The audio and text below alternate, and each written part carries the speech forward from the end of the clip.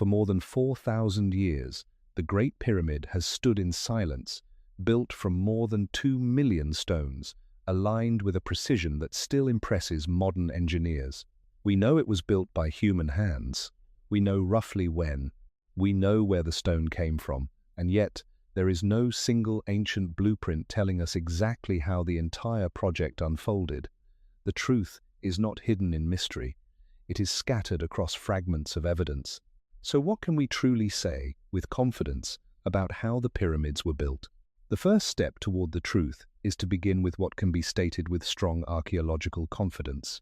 The Great Pyramid, also known as the Pyramid of Khufu, was constructed during the 4th dynasty of Egypt's Old Kingdom. Most Egyptologists date its construction to around 2580 to 2560 BCE. This dating is not guesswork. It is based on king lists recorded in later Egyptian documents, inscriptions that link the monument to Pharaoh Khufu, and radiocarbon dating of organic materials found within the pyramid complex. Small samples of charcoal and other materials, tested in the late 20th century, consistently place the construction within the Old Kingdom period. These independent methods converge on the same time frame, giving historians a solid chronological anchor. Khufu, known to the Greeks as Cheops, ruled during a time when the Egyptian state was already highly organized. The pyramid was not the first of its kind. Earlier rulers had experimented with pyramid building, most notably Djoser's Step Pyramid at Saqqara and Sneferu's Bent Pyramid and Red Pyramid. By the time Khufu began his project at Giza, Egyptian architects had already developed experience in constructing large stone monuments. This matters because it removes the need for extraordinary explanations. The Great Pyramid did not appear in isolation. It was the result of a technological and administrative evolution that had been unfolding for generations. The location at Giza was not random. The plateau offered a stable limestone bedrock foundation, slightly elevated above the Nile floodplain.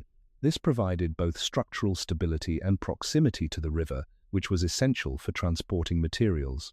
Geological surveys confirm that much of the pyramid's core limestone was quarried directly from the Giza plateau itself. In other words, the builders did not move every stone from distant lands. They used what was locally available for the bulk of the structure, reserving higher quality white limestone from Tura for the outer casing and granite from Aswan, hundreds of kilometers to the south, for specific internal chambers. Archaeological traces of these quarries still exist today. Another point that can be stated with confidence is that the pyramid was part of a much larger complex. It included temples, subsidiary pyramids, boat pits, and a causeway connecting the monument to the Nile Valley. Excavations around the site have revealed worker settlements, storage facilities, and administrative buildings. These findings show that the pyramid was not an isolated architectural challenge, but a coordinated state project. The evidence suggests planning on a national scale, involving taxation, food supply chains, and skilled labor. When focusing strictly on verified evidence, several core facts emerge. The Great Pyramid was built in the mid-3rd millennium BCE during the reign of Khufu.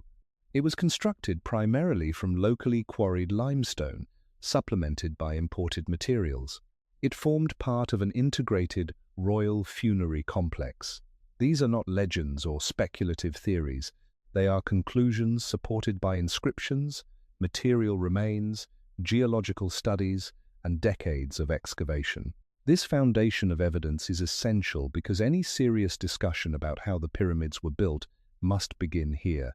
Before asking how stones were moved or raised, we must be clear about when, where, and under whose authority the project took place. The truth about construction does not begin with mystery. It begins with chronology, landscape, and context, each grounded in physical traces that remain in the desert today. If we continue carefully from what can be established with confidence, the next question is not how the pyramid was built, but who built it. For centuries, a powerful image dominated popular imagination: endless lines of enslaved people forced under the whip to drag massive stones across the desert. This image appears in films, novels, and even early historical writings. Yet modern archaeology tells a quieter and more grounded story. Excavations carried out in the late 20th and early 21st centuries at Giza have uncovered what is now known as the Workers' Village, located southeast of the Great Pyramid. These remains include barracks-style housing, bakeries, breweries, storage areas, and even evidence of medical care. The layout suggests organized labor groups rather than chaotic forced masses. Animal bones discovered at the site show that workers were fed a diet that included beef, goat, and sheep foods that would not typically have been provided to expendable slave labor. The scale of food remains indicates that thousands of workers were being supplied on a regular basis.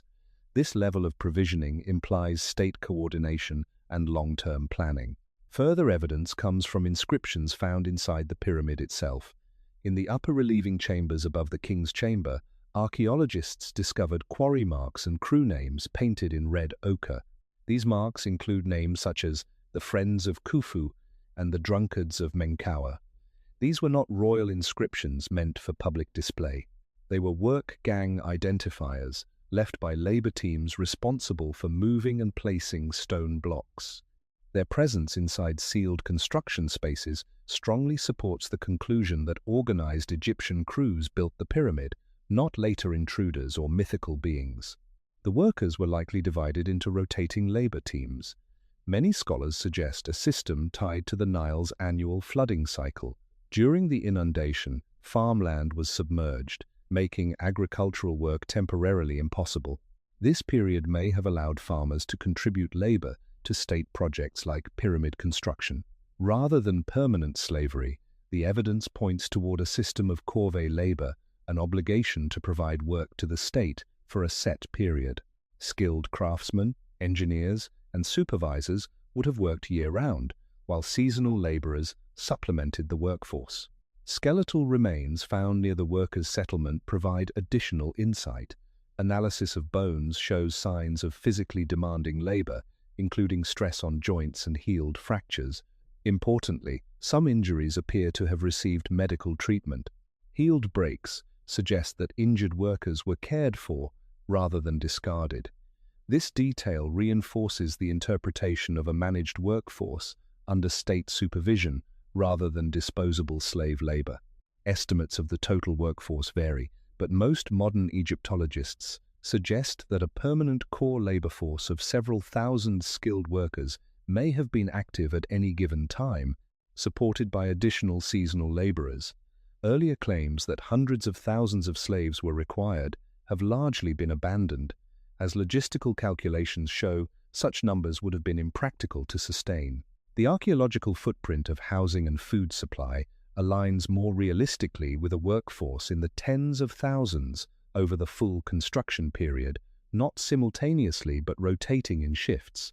All of this evidence brings us closer to the central question of how the pyramids were built. The identity and organization of the workforce matter because construction methods depend on human coordination. Massive projects are not simply technical puzzles, they are social systems. The truth, grounded in excavation and physical remains, points toward a structured, state-organized labor force composed primarily of Egyptian workers. Understanding who built the pyramid provides the human framework necessary before we can examine the mechanics of moving and raising stone. Knowing when the Great Pyramid was built and who organized the labor brings us naturally to the materials themselves. Stone is not abstract. It leaves traces. It carries geological signatures. And because of this, the question of where the pyramid's materials came from can be answered with a degree of confidence that anchors the broader discussion about how the structure rose into the sky. The majority of the pyramid's mass consists of limestone blocks. Geological surveys of the Giza plateau show that much of this limestone was quarried directly from the site itself. In fact, large depressions and cuttings visible around the pyramid complex today are the remains of ancient quarry operations. The bedrock beneath and around the monument was carved away, and the extracted stone was shaped into core blocks. This proximity matters. It means that for much of the structure, builders did not need to transport stone across vast distances. They were working within a landscape that provided its own primary building material. However, not all stone used in the Great Pyramid came from Giza. The outer casing, which once gave the pyramid a smooth, white, reflective surface, was made from fine Tura limestone. Tura quarries lie east of the Nile, several kilometers from Giza. Archaeological evidence confirms quarrying activity in that region during the Old Kingdom. Blocks from Tura are of noticeably higher quality and finer grain than the local limestone, making them suitable for the precisely cut casing stones that once covered the monument. Though most of these casing stones were removed in later centuries for other construction projects, fragments that remain allow researchers to match their geological composition to the Tura source. The granite used within the pyramid tells a different story of transport and planning. The massive granite beams above the king's chamber, as well as elements within interior spaces, originated from Aswan, located roughly 800 kilometers south of Giza along the Nile. The Aswan quarries still preserve unfinished granite blocks and tool marks consistent with Old Kingdom techniques. Granite is far harder than limestone, requiring pounding stones made of dolerite to shape it.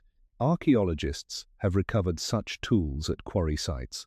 The presence of Aswan granite inside the pyramid demonstrates that the builders were capable of organizing long-distance transport, most likely using the Nile as a primary artery. Papyrus documents discovered at Wadi al-Jarf on the Red Sea coast provide rare written insight into this transport system. These texts, dated to the reign of Khufu, record the activities of an official named Mera and his crew. They describe transporting limestone blocks from Tura to Giza by boat along the Nile and its canals.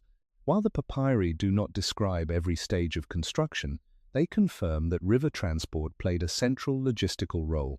This is one of the few contemporary written records connected directly to the building period, and it strengthens the archaeological picture formed by quarry remains and material analysis. Each type of stone tells part of the construction story. Local limestone for the bulk mass, fine Tura limestone for outer precision, Aswan granite for structural reinforcement inside. None of these sources are speculative. They are identified through geological matching, surviving quarry evidence, and, in rare cases, administrative documents. Understanding where the materials came from clarifies the scale of coordination involved. The pyramid was not assembled from random stones gathered nearby. It was built through deliberate selection of materials suited to different structural needs. This layered use of stone reveals planning, engineering awareness, and resource management. The truth about how the pyramids were built begins to take shape not through dramatic secrets, but through stone itself, stone that still carries the marks of quarrying, transport, and careful placement. By the time Khufu began construction of the Great Pyramid, Egypt was not a loose collection of villages experimenting with stone. It was a centralized state with administrative systems that had already matured over generations. Understanding this political structure is essential to understanding how the pyramid could be built at all. Monumental construction on this scale does not begin with stone. It begins with organization. During the Fourth Dynasty, the pharaoh stood at the center of both political and religious life. Khufu was not only a ruler, but a figure regarded as divine, a living intermediary between the gods and the people. This belief was not symbolic in the modern sense. It shaped taxation, labor obligations, and resource allocation. When the state mobilized workers or materials, it did so under a worldview in which supporting the king's eternal resting place was tied to cosmic order itself. The pyramid was therefore not merely a tomb, it was an extension of state ideology. Administrative titles, preserved in inscriptions from the Old Kingdom, reveal a complex bureaucracy. Officials bore titles such as overseer of all construction projects of the king and inspector of royal works. These were not ceremonial positions. They indicate layered management, with supervisors coordinating specialized teams. Reliefs and inscriptions from other Old Kingdom sites show scribes recording deliveries of stone, grain, and labor assignments. This written culture of accounting allowed the state to track resources with precision. Even though we do not possess a full construction manual for the Great Pyramid, we know the administrative framework that made such a project feasible. Archaeological discoveries around Giza reinforce this picture. Excavations have uncovered large galleries believed to house rotating labor crews, as well as storage facilities capable of holding substantial quantities of grain and supplies. These structures were not temporary camps thrown together in crisis. Their scale and layout suggest advanced planning. Feeding thousands of workers daily required coordinated agricultural production, transport along the Nile, and distribution at the site. Such logistics imply centralized oversight extending far beyond the plateau itself. Taxation in the Old Kingdom was often collected in kind rather than currency. Agricultural produce, livestock, and crafted goods were delivered to state storehouses. This system enabled the redistribution of food to laborers engaged in state projects. The pyramid, in this sense, was supported by the entire economic network of Egypt: farmers growing grain in the Nile Valley, herders managing livestock, quarry workers cutting stone, boat crews navigating river channels.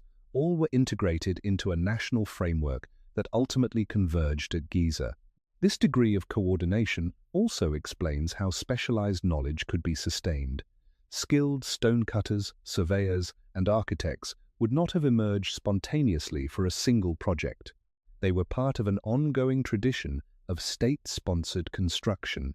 Earlier pyramids under Sneferu had already required experimentation with angles, weight distribution, and structural stability. By Khufu's reign, this accumulated experience had become institutional knowledge embedded within royal administration. Returning to the central question of how the pyramids were built, the evidence suggests that the answer begins with governance. The monument reflects not only engineering capacity but administrative continuity. Without a bureaucratic structure capable of mobilizing labor, distributing food, organizing transport, and supervising skilled teams, the physical act of construction would have been impossible. The truth about the pyramid's construction is therefore inseparable from the state that conceived it. Before stones were lifted, authority had already been established, recorded, and enforced across the Nile Valley. If the authority of the state made the pyramid possible in theory, the workers' settlement at Giza shows how that authority functioned in practice. South of the main pyramid complex, archaeologists have uncovered the remains of what is often called Hayt el-Ghurab, sometimes referred to as the lost city of the pyramid builders. This was not a symbolic name. It was a functioning community designed to support large numbers of laborers over extended periods of time. Its layout reveals planning, hierarchy, and routine. The settlement includes long gallery-style buildings, which many researchers interpret as barracks for rotating labor crews. These galleries are arranged in orderly rows, suggesting standardized accommodation rather than improvised shelter. Nearby, larger houses with more complex layouts appear to have belonged to overseers or administrators. This architectural difference reflects social structure within the workforce. Even at the construction site, organization and rank were visible in stone and mud brick. Food production facilities are among the most telling discoveries. Excavations have uncovered large bakeries equipped with bread molds and grinding stones. There is also evidence of brewing installations, as beer was a staple of the Egyptian diet. Animal bone analysis from the site shows significant consumption of cattle, sheep, and goats. The quantity of remains suggests large-scale provisioning rather than sporadic meals. Zooarchaeologists have estimated that dozens of cattle may have been slaughtered daily during peak periods of activity.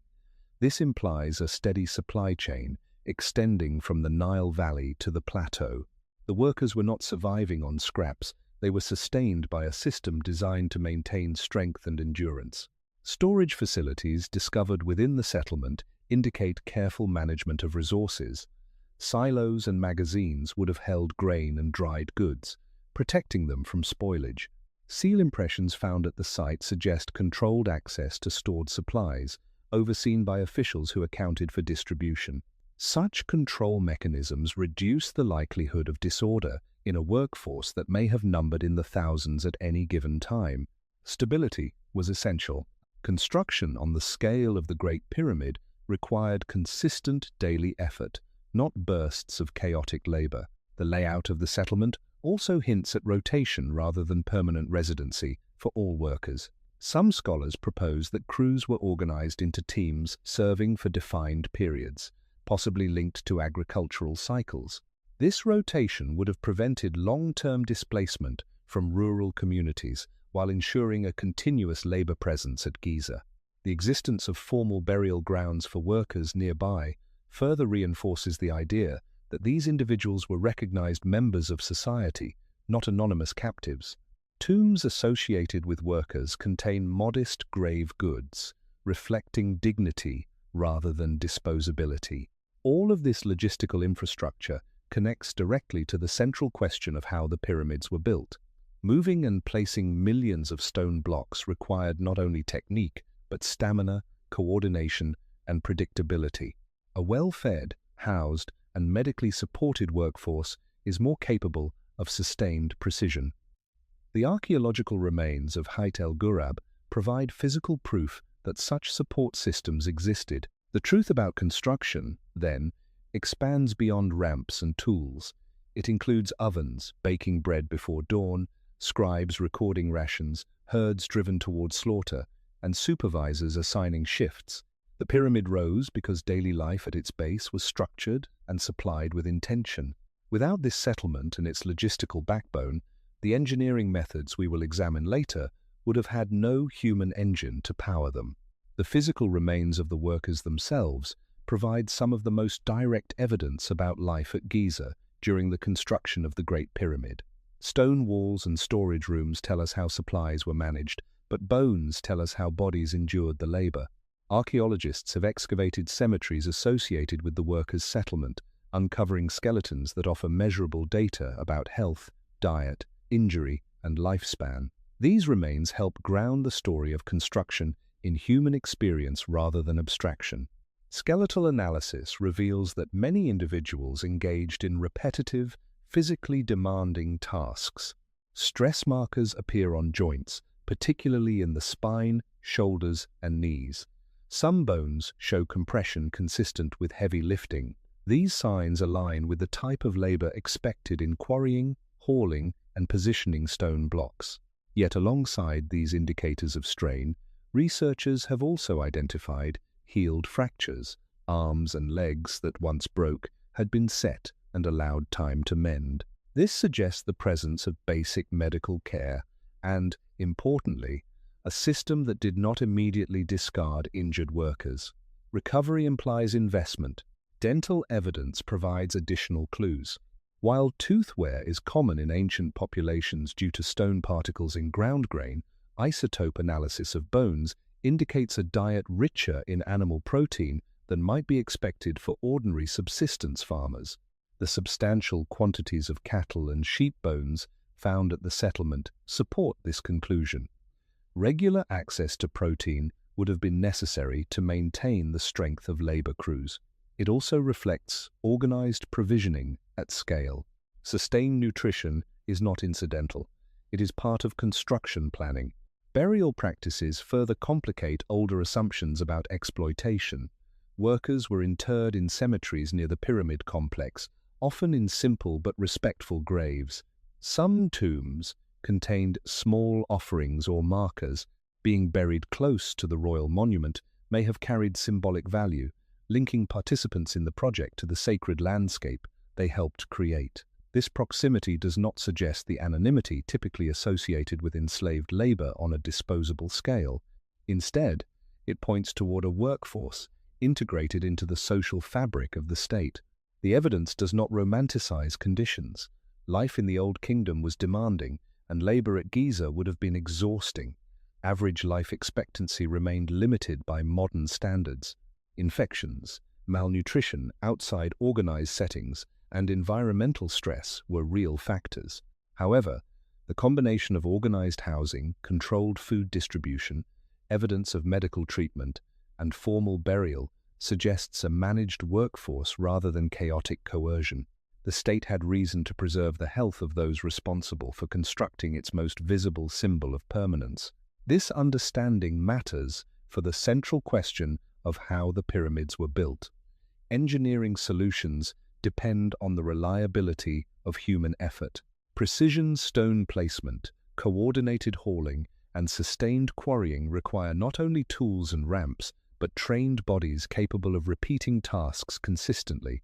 The archaeological record of injury treatment and nutrition demonstrates that maintaining that capacity was part of the project itself. The truth about the pyramid's construction, therefore, includes care as well as strain. It includes fractures that healed, meals that strengthened muscles, and graves that marked identity. The monument was raised by people whose physical remains still testify to endurance and organization. Recognizing their lived conditions keeps the discussion anchored in evidence, reminding us that the method of construction cannot be separated from the well-being of those who carried it out. Before a single stone could be moved across the plateau, it first had to be separated from the earth itself. Quarrying was the earliest physical stage in the chain of construction, and it is here that tool marks and unfinished blocks provide direct insight into ancient technique. The Great Pyramid did not begin as geometry on the horizon. It began as bedrock cut into manageable forms by human hands, using simple, durable tools. At Giza, much of the limestone used for the pyramid's core was extracted directly from the surrounding plateau. The geological composition of the pyramid's inner blocks matches the limestone layers visible in the nearby quarry depressions. These cuttings remain today as step scars in the rock, forming a kind of negative space around the monument. By examining these areas, archaeologists can see how blocks were detached. Straight channels were carved into the bedrock, outlining rectangular sections before they were levered free. The size of these channels corresponds closely to the dimensions of many core stones still visible within the pyramid's interior. The primary tools for quarrying limestone during the Old Kingdom were copper chisels, wooden mallets, and stone pounders. Copper, though relatively soft compared to modern steel, was sufficient for working limestone, which is not as hard as granite. Archaeologists have recovered copper tool fragments and hammerstones from Old Kingdom contexts, confirming their use. Experimental archaeology has demonstrated that, with repeated blows and sharpening, copper tools can effectively cut limestone blocks of the size seen at Giza. This does not require advanced or unknown technology. It requires time, labor, and coordination.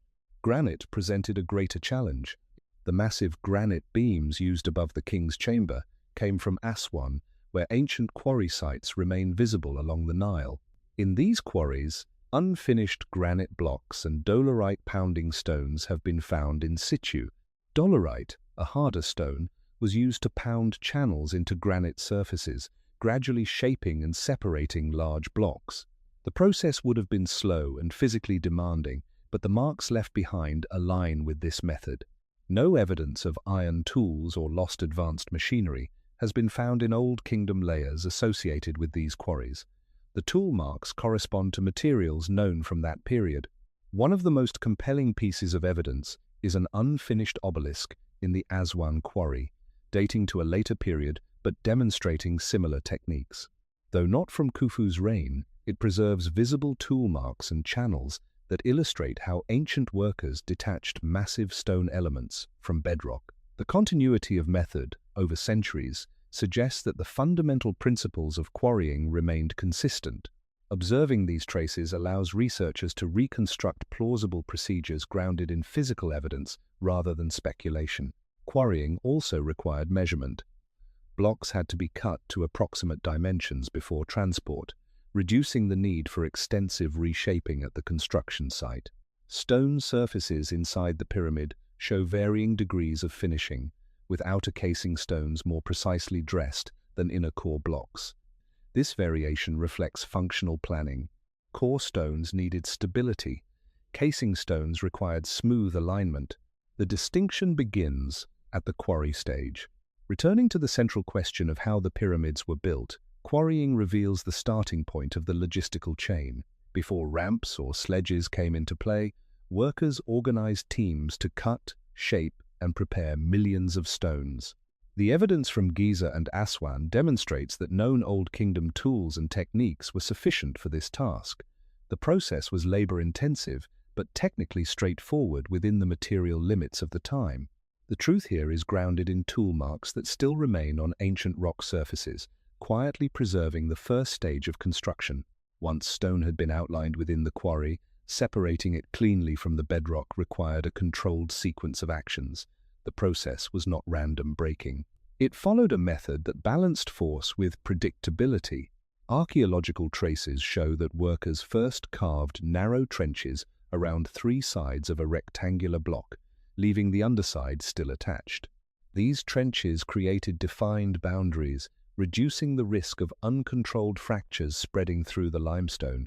The careful outlining visible in quarry depressions at Giza indicates intention rather than brute force alone. After trenching, wooden wedges were likely inserted into small slots along the cut channels. Evidence for wedge use appears in quarry marks where evenly spaced indentations remain. The wood would have been soaked with water, causing it to expand. As the wedges swelled, pressure built within the stone until a controlled crack formed along the prepared line. Experimental archaeology has demonstrated that this method works effectively in limestone. It requires patience rather than advanced machinery. The predictable expansion of wet wood provides steady pressure, reducing the need for violent impact. Copper chisels played a role in refining edges and smoothing surfaces after detachment. Tool marks on limestone blocks inside the pyramid show parallel scoring consistent with repeated chisel strokes. These marks are not decorative, they reflect shaping. Core blocks were dressed just enough to allow reasonably stable stacking. They were not polished to perfection because their outer faces would not remain visible. This distinction between internal and external finishing is important. It shows an economy of effort aligned with structural purpose. The builders did not waste labor, refining surfaces that would be hidden inside the mass of the pyramid. Granite required a different approach. At Aswan, workers used dolerite pounding stones to create shallow depressions along intended break lines. Repeated impact gradually deepened these channels. Unlike limestone, granite does not respond easily to chiseling with copper. The pounding technique created controlled weaknesses, after which levers may have been used to detach the block. The unfinished granite surfaces in the Aswan quarries preserve these circular pounding marks, offering physical confirmation of the technique. The marks are repetitive and systematic, indicating organized labor teams working in coordinated rhythms. Measurement was part of this stage as well. Surviving casing stones and interior blocks suggest that ancient builders used simple leveling tools, plumb lines, and measuring rods to maintain dimensional consistency.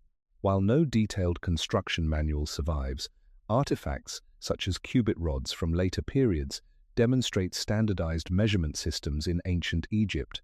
It is reasonable, based on material culture continuity, to conclude that similar measuring practices were in place during the 4th dynasty. Consistency in block size across large sections of the pyramid implies agreed standards rather than improvisation.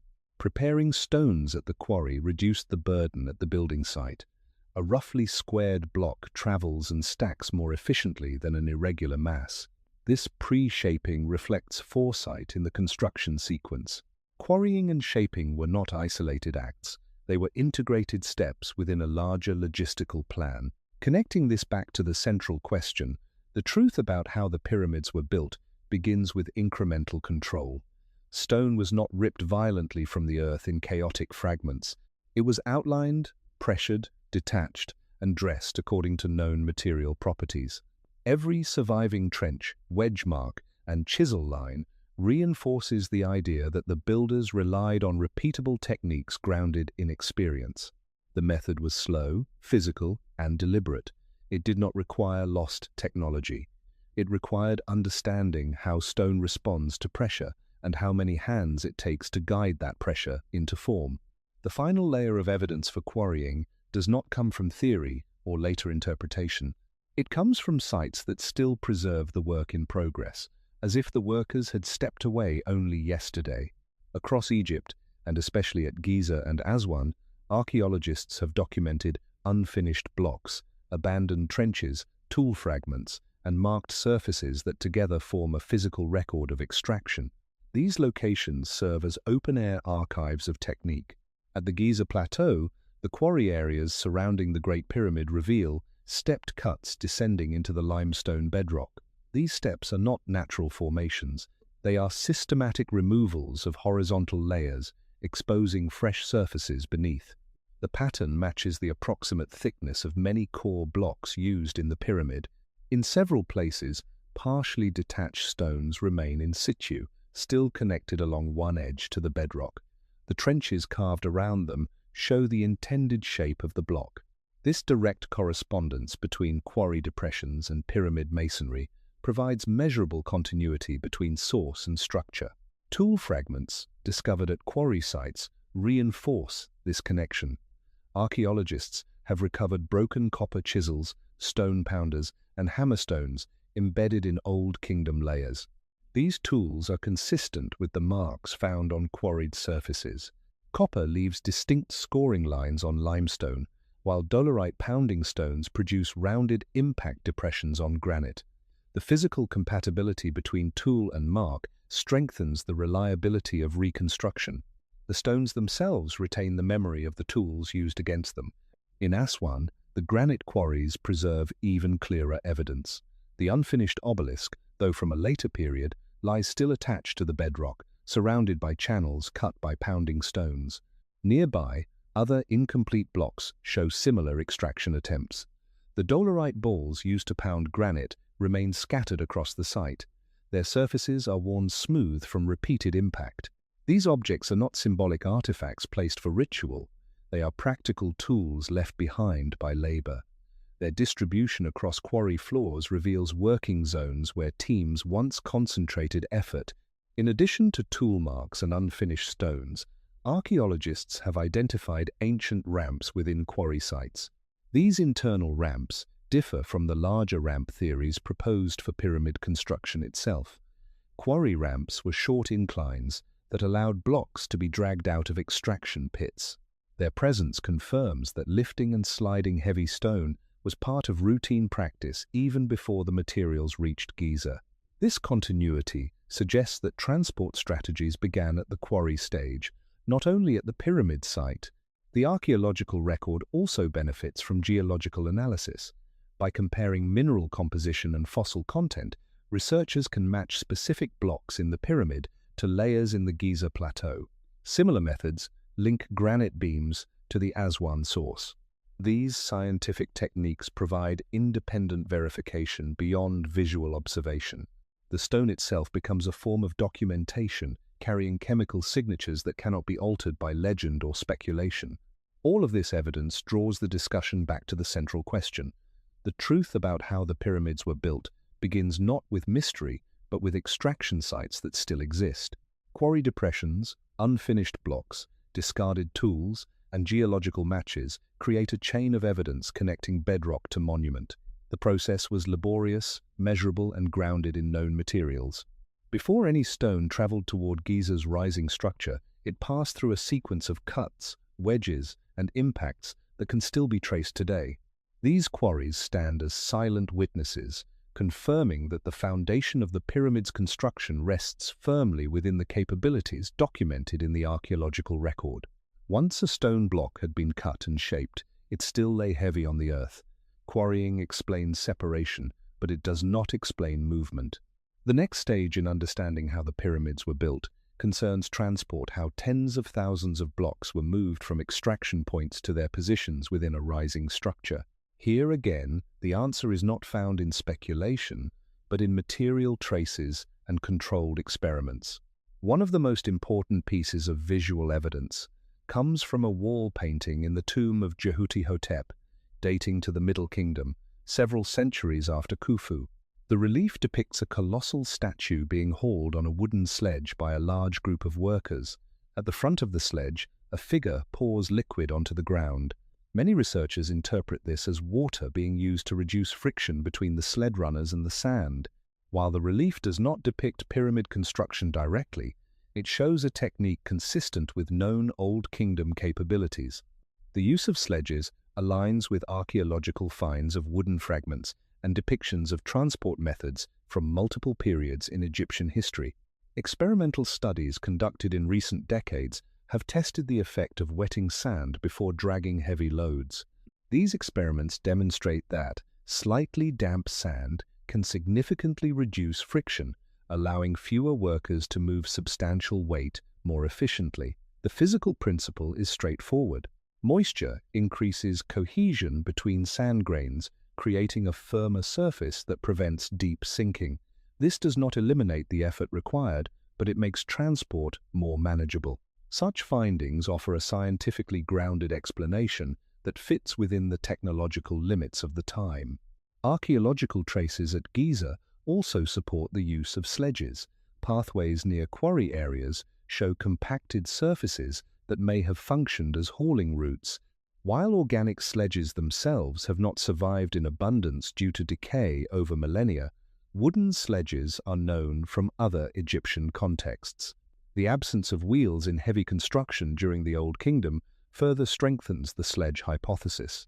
Wheels existed in some form later in Egyptian history, but there is no reliable evidence that they were used for transporting massive stone blocks during the 4th dynasty.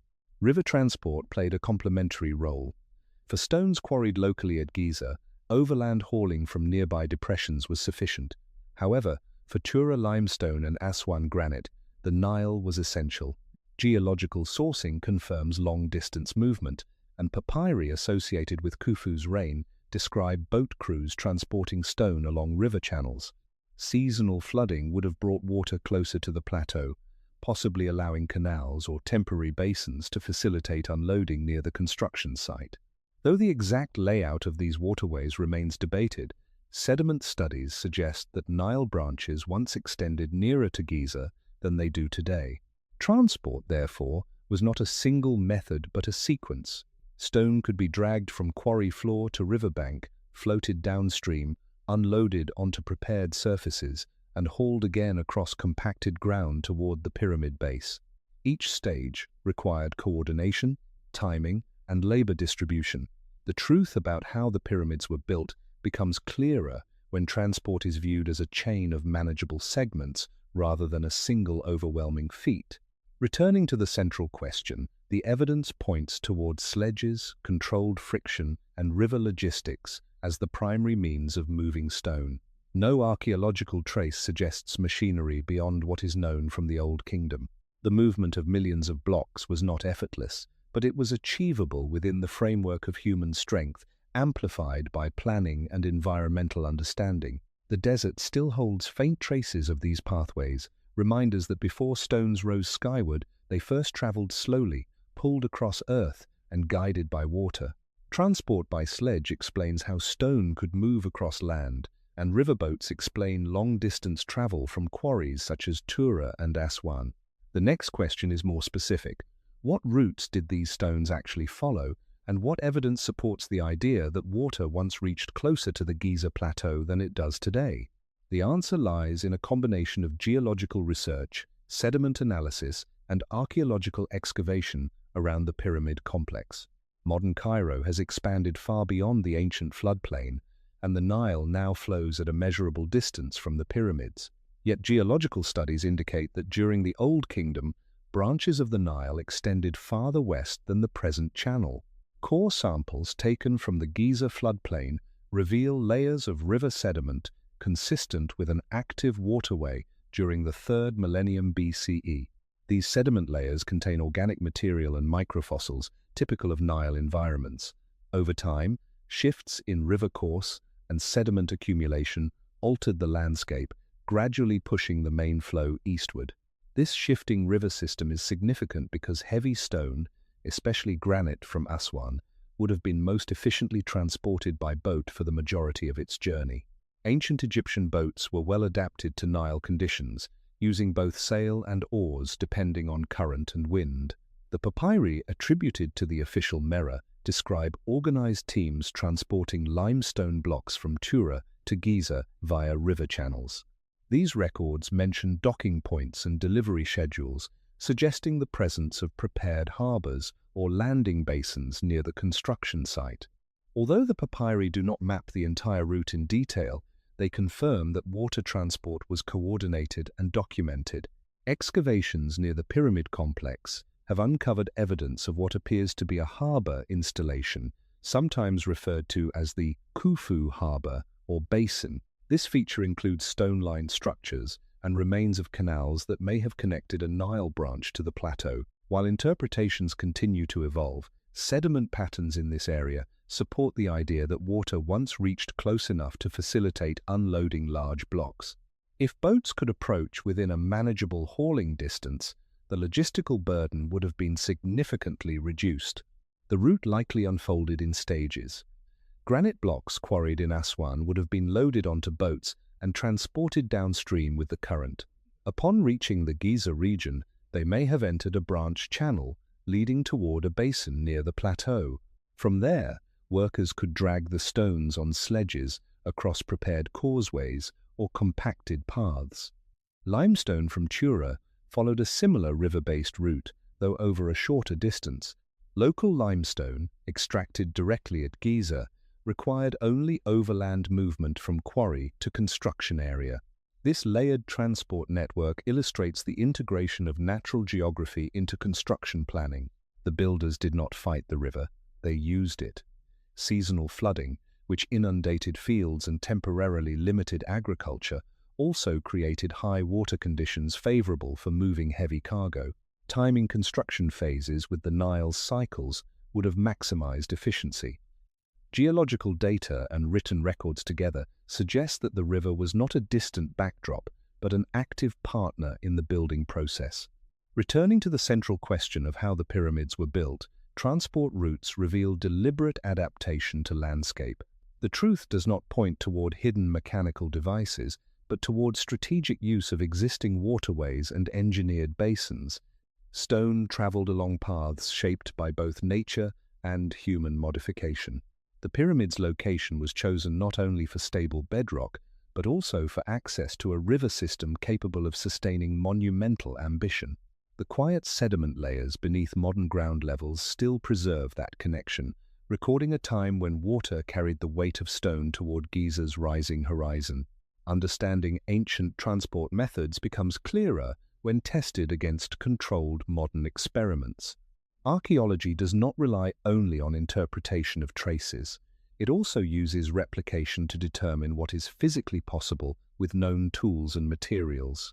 Over the past several decades, engineers and researchers have recreated aspects of stone hauling to evaluate whether sledges, manpower, and simple environmental adjustments could account for the movement of pyramid blocks. One widely cited line of experimentation has focused on friction reduction, as suggested by the Middle Kingdom tomb scene of Jehuti-Hotep. Pouring water in front of a moving sledge may reduce resistance. Physicists have tested this principle by dragging weighted sledges across dry and damp sand.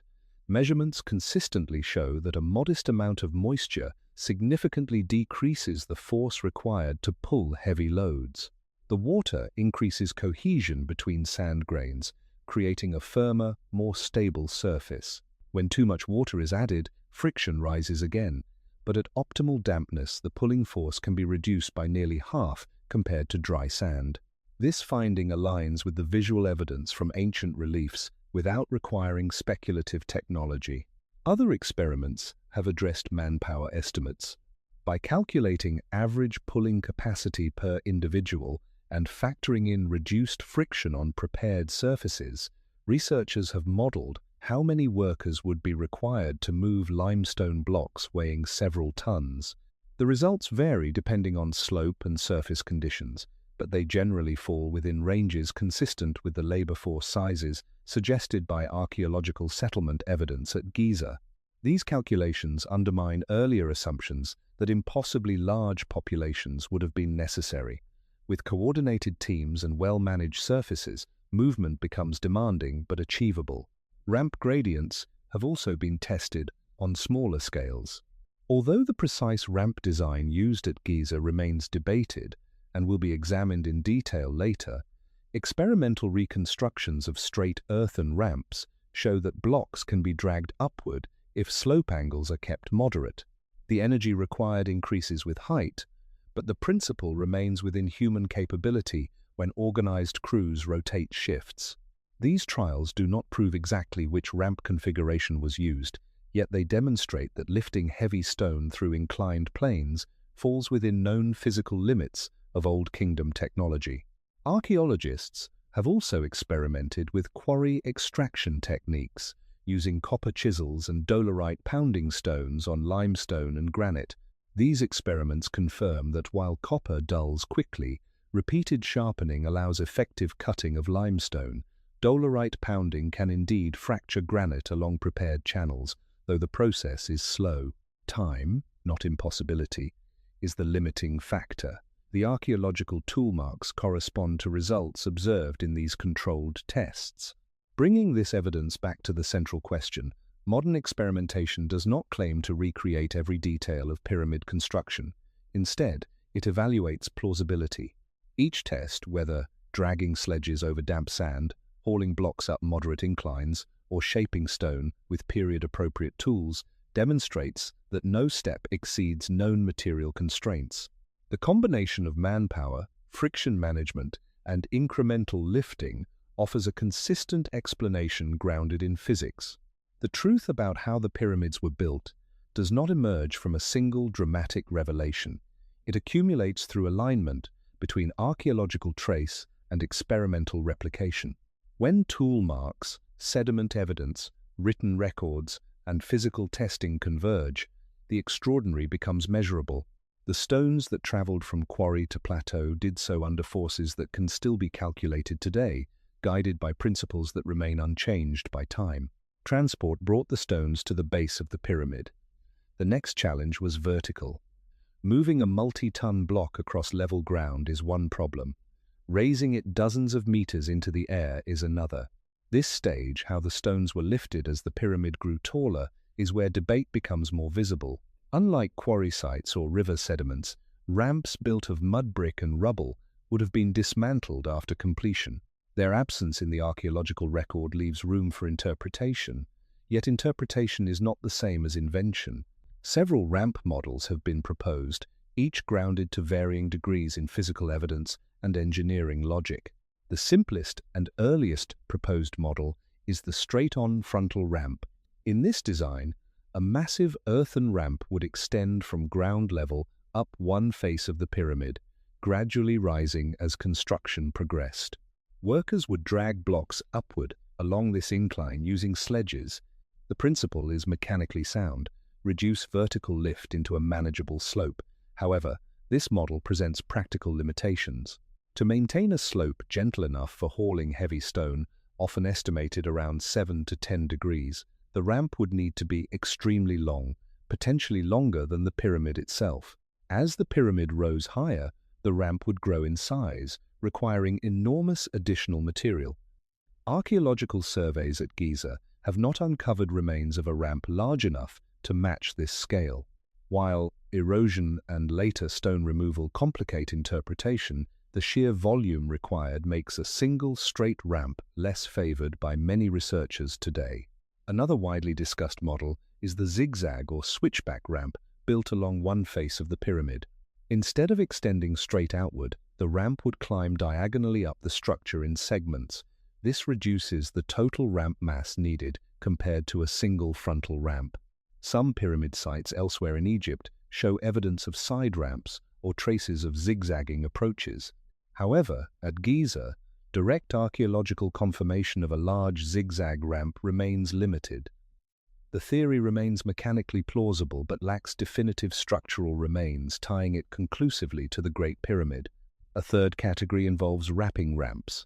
In these models, a ramp spirals around the exterior of the pyramid as it rises. This design minimizes outward expansion and keeps the hauling path close to the structure. The difficulty lies in maneuvering heavy blocks around corners while maintaining stable gradients. Additionally, a continuous external spiral ramp might obscure the outer surfaces, complicating the precise alignment required for casing stones. Archaeologists have not found clear remnants of such a spiral structure at Giza, though some researchers argue that erosion or dismantling could have erased it.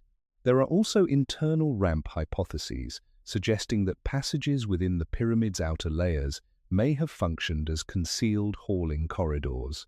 This idea attempts to explain certain structural anomalies detected through scanning technologies. While intriguing, the internal ramp model remains debated, and direct physical confirmation is limited. It will be examined later with reference to available data rather than speculation. At this stage, what can be stated with confidence is that inclined planes, ramps of some form, are the most widely accepted solution within Egyptology. The use of ramps is consistent with known ancient engineering practices elsewhere in Egypt, where smaller pyramids and temples show evidence of earthen or mud brick inclines during construction. The exact configuration at Giza remains uncertain, but the principle of reducing vertical lift into gradual ascent aligns with material and physical constraints. Returning to the central question, the truth about how the pyramids were built does not require impossible lifting devices. It likely involved a system of ramps adapted and modified as the structure rose. The debate concerns form, not feasibility. The stones did not float upward. They ascended along controlled slopes shaped by earth, labor, and planning. Each ramp theory attempts to solve the same mechanical problem: how to raise millions of blocks steadily as the pyramid increased in height. To approach the truth carefully, it is necessary to weigh the supporting evidence and limitations of each proposal, rather than selecting one prematurely. The discussion is not about imagination, but about alignment between physical remains, engineering logic, and archaeological context at Giza. The straight frontal ramp remains mechanically straightforward. An earthen incline extending outward from one face would allow sledges to be pulled upward in a direct path. Similar ramps have been documented at smaller pyramid sites, such as those from later periods, where remnants of mud brick and rubble inclines still survive.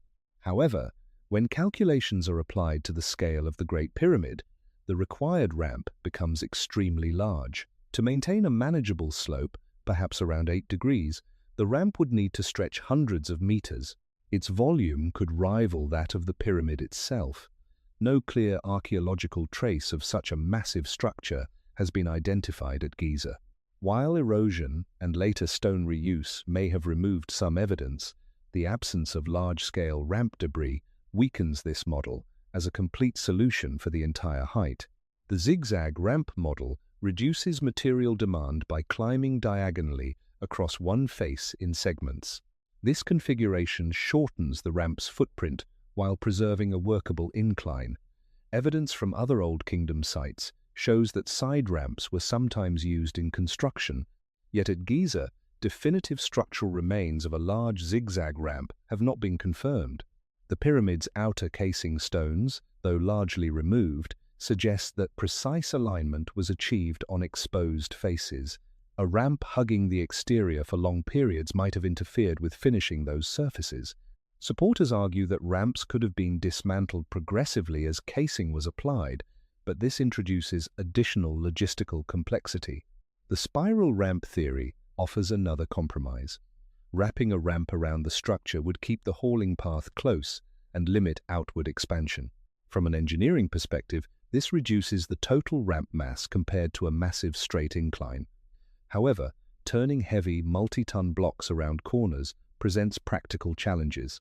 Maintaining stability at edges and ensuring accurate placement of stones, while much of the exterior remained concealed by ramp material, complicates the model. Moreover, no clear spiral ramp remnants have been conclusively identified at Giza. The theory remains possible, but physical confirmation is limited. The internal ramp hypothesis attempts to address these limitations by proposing that part of the hauling path was embedded within the pyramid's outer layers. Proponents cite certain void patterns detected by scanning technologies as potential evidence. The advantage of this model is that it would leave fewer external remains. Yet interpretation of internal anomalies is ongoing, and alternative structural explanations exist for some of these features. Without direct archaeological exposure of a continuous internal ramp system, the idea remains debated rather than established. Across all these models, one consistent point emerges: inclined planes are physically plausible within Old Kingdom capabilities. The disagreement lies in configuration, not in whether ramps were used at all. Small-scale ramps have been documented at other Egyptian sites, and the mechanical logic of reducing vertical lift into manageable slope aligns with known ancient engineering practices. Returning to the central question of how the pyramids were built, the evidence does not support a single universally accepted ramp design for the Great Pyramid. Instead, it suggests that a combination of ramp strategies may have evolved as construction progressed. Early stages may have used broader external ramps, with later phases relying on modified or reduced systems as height increased. The truth here remains partial. We can state with confidence that ramps were central to the lifting process, but the precise configuration continues to be refined through ongoing study. After decades of excavation, measurement, and debate, Egyptologists do not claim to possess a single finalized blueprint of the ramp system at Giza. Yet this does not mean the field stands in uncertainty. A broad area of agreement has gradually formed around several key points. These points do not resolve every detail, but they narrow the range of plausible explanations and clarify what can be stated with reasonable confidence. First, there is strong consensus that ramps of some kind were used. This is not based solely on mechanical reasoning, but on parallels from other Egyptian construction sites. Archaeological remains of ramps have been found at smaller pyramids and temple complexes, including mud brick and rubble inclines used to raise stone blocks. These examples demonstrate that ancient Egyptian builders understood and regularly applied inclined plane techniques. It would be unusual for the largest pyramid ever constructed to abandon a method that was already proven effective elsewhere. Second, most scholars agree that no single ramp design likely served for the entire height of the Great Pyramid. The construction process probably evolved in stages. During the early phases, when the pyramid was still low and wide, a larger external ramp, possibly straight or slightly angled, would have been practical and relatively easy to dismantle as work advanced. As the structure grew taller, the logistical burden of maintaining a massive straight ramp would have increased. At that point, smaller, more localized ramp systems, potentially wrapping partially around the structure or built in segments, may have replaced earlier designs. This phased approach reduces the need for an enormous ramp matching the pyramid's full height. Third, the finishing of the outer casing stones required clear access to exposed surfaces. The precision alignment of the Great Pyramid, particularly along its base and cardinal orientation, suggests that builders maintained careful control over geometry throughout construction. Any ramp system would have needed to accommodate ongoing measurement and alignment. This constraint favors ramp configurations that could be dismantled or repositioned progressively rather than permanently covering the structure. It is also important to note that consensus does not imply uniformity of opinion. Some researchers favor hybrid models combining external and internal elements. Others argue for specific ramp angles based on mathematical modeling of labor efficiency. However, across these variations, there is shared recognition that the solution lies within known engineering principles: gravity, leverage, friction management, and incremental elevation.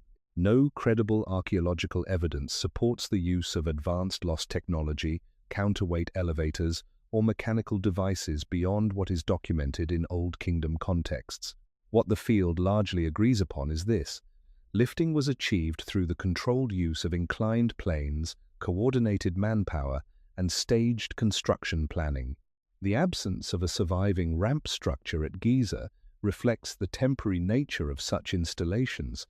Earthen ramps, composed of rubble and mud brick, would have been dismantled after completion, their materials reused or eroded over millennia. The pyramid endured because it was stone, the ramps disappeared because they were not. Returning to the central question of how the pyramids were built, the consensus emphasizes practicality over mystery. The solution was not a single dramatic mechanism, but a sequence of adaptable methods responding to the pyramid's increasing height. The truth remains grounded in what engineering constraints allow and what archaeological parallels confirm. While the exact configuration may continue to be refined, the fundamental principle is no longer in serious doubt. The stones rose along slopes shaped by human hands, guided by planning that balanced ambition with material reality. Rising stone by stone through ramps and manpower explains elevation, but it does not explain precision. The Great Pyramid is aligned with remarkable accuracy to the cardinal directions north, south, east, and west. Modern surveys show that its sides deviate from true north by only a small fraction of a degree. This level of alignment, achieved more than 4,000 years ago, has prompted admiration and, at times, speculation. Yet the explanation begins not with advanced instruments, but with careful observation of the sky and disciplined measurement on the ground. Ancient Egyptians were skilled observers of celestial movement. The night sky over the desert offered consistent reference points, especially circumpolar stars that appear to rotate around the northern horizon without setting. Several scholars have proposed that builders determined true north by observing the simultaneous transit of two stars across the meridian.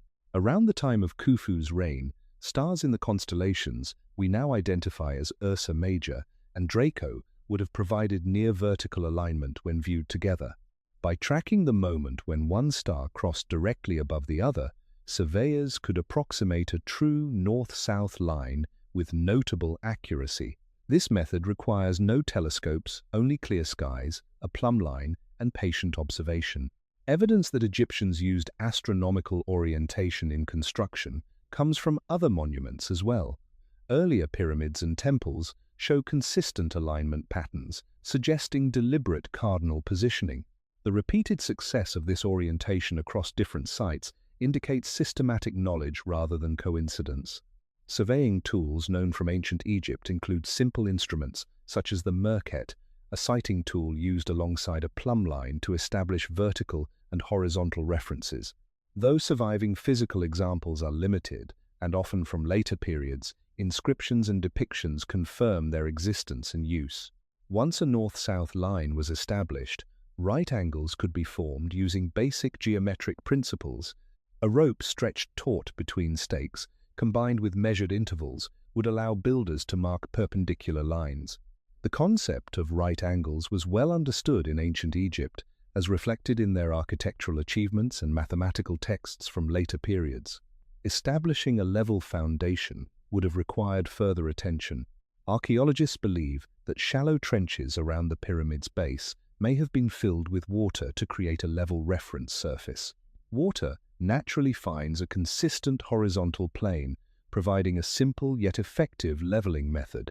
Modern laser measurements confirm that the base of the Great Pyramid is remarkably level, with minimal variation across its length. This precision did not require electronic instruments. It required repeated measurement, correction, and verification during construction. The builders likely checked alignment at multiple stages rather than relying on a single initial calculation. Returning to the central question of how the pyramids were built, orientation reveals another layer of method grounded in observable reality. The pyramid's alignment does not demand unknown technology. It reflects disciplined surveying informed by astronomical observation and practical geometry. The same sky that modern observers see today guided the placement of the first stones. The truth here is neither mystical nor accidental. It is the result of careful attention to patterns that repeat each night above the desert horizon. Precision in orientation is only one dimension of accuracy. Once the builders established true north and laid out a square base, they faced another challenge: maintaining consistent angles and straight edges as the structure rose layer by layer. Even a small deviation at ground level could multiply as height increased. The Great Pyramid's sides slope inward at a carefully controlled angle, forming the iconic triangular faces that meet at a single apex. Preserving this geometry required repeated measurement throughout construction, not just at the beginning. The angle of the Great Pyramid is often described in modern terms as approximately 51 degrees and 50 minutes. Ancient builders did not measure degrees as we do today, but they worked with ratios. Egyptian mathematics, as seen in later documents like the Rhind mathematical papyrus, demonstrates knowledge of proportional relationships. The pyramid's slope can be expressed as a ratio between vertical rise and horizontal run. By maintaining a consistent ratio using measured chords and reference stakes, builders could preserve the intended incline across successive layers. One likely tool for ensuring straight vertical alignment was the plumb line, a simple weight suspended from a cord. When held still, gravity ensures the line hangs perfectly vertical. This basic principle, unchanged by time, allows surveyors to check whether surfaces deviate from upright alignment. Combined with leveling instruments and measuring rods, plumb lines would have enabled builders to correct slight shifts as each course of stone was added. Tool marks and joint patterns inside the pyramid indicate careful placement rather than hurried stacking. Maintaining flat horizontal courses required similar discipline. Each layer of blocks had to form a stable platform for the next. Slight irregularities could be compensated with small stone chips and mortar, traces of which have been found between blocks. The mortar used in the Great Pyramid was not a binding cement in the modern sense, but a gypsum-based material that helped fill gaps and distribute weight. Its presence demonstrates that builders adjusted stones carefully rather than expecting perfect fits directly from the quarry. The casing stones, now mostly removed, provide further evidence of precision. Surviving examples show finely dressed surfaces and tight joints. These stones were cut to meet at precise angles, creating a smooth outer face that reflected sunlight. Achieving this finish required final adjustments after placement, likely using copper tools and abrasive sand. The alignment of casing stones depended on accurate internal geometry already established by the core structure. Modern surveys using laser instruments confirm that the base dimensions of the Great Pyramid vary by only a small margin across each side. Such consistency suggests ongoing verification during construction. Builders likely rechecked measurements at regular intervals, using fixed reference points anchored to the bedrock foundation. The process would have been iterative: measure, place, verify, adjust. Over time, repetition produced stability. Returning to the central question of how the pyramids were built, geometric precision emerges as a result of cumulative correction rather than mysterious perfection. The alignment to cardinal directions established orientation. The consistent use of ratios, plumb lines, leveling techniques, and measured chords maintained structural integrity as height increased. The pyramid's accuracy reflects a culture accustomed to surveying land along the Nile, where boundary marking after annual floods required reliable geometric knowledge. The same practical skills applied to agriculture were scaled upward into stone. The truth here lies not in lost science, but in disciplined repetition, guided by gravity, proportion, and observation. When modern surveyors measure the Great Pyramid with laser instruments and satellite positioning systems, they are not searching for mystery, they are measuring deviation. The results are often presented as astonishing, but they are best understood as quantifiable indicators of disciplined construction. The four sides of the base differ in length by only a small margin, on the order of a few centimeters across more than 200 meters. The orientation toward true north deviates by only a fraction of a degree. These numbers are precise enough to invite admiration, yet they remain within the range achievable through careful ancient surveying methods. It is important to understand what this precision represents. The builders were not working with abstract perfection, they were working with tolerances. A slight deviation at one corner could be corrected gradually in higher courses. The fact that cumulative error did not spiral out of control suggests that alignment was repeatedly checked throughout the construction process. Modern engineers recognize this approach as iterative correction. The pyramid's geometry was preserved not by a single flawless act, but by continuous verification. Laser scans of the pyramid's faces also reveal subtle concavity along each side. The faces are not perfectly flat planes, they dip slightly inward toward the center. Some scholars propose that this concavity enhanced structural stability or improved the visual effect under strong sunlight.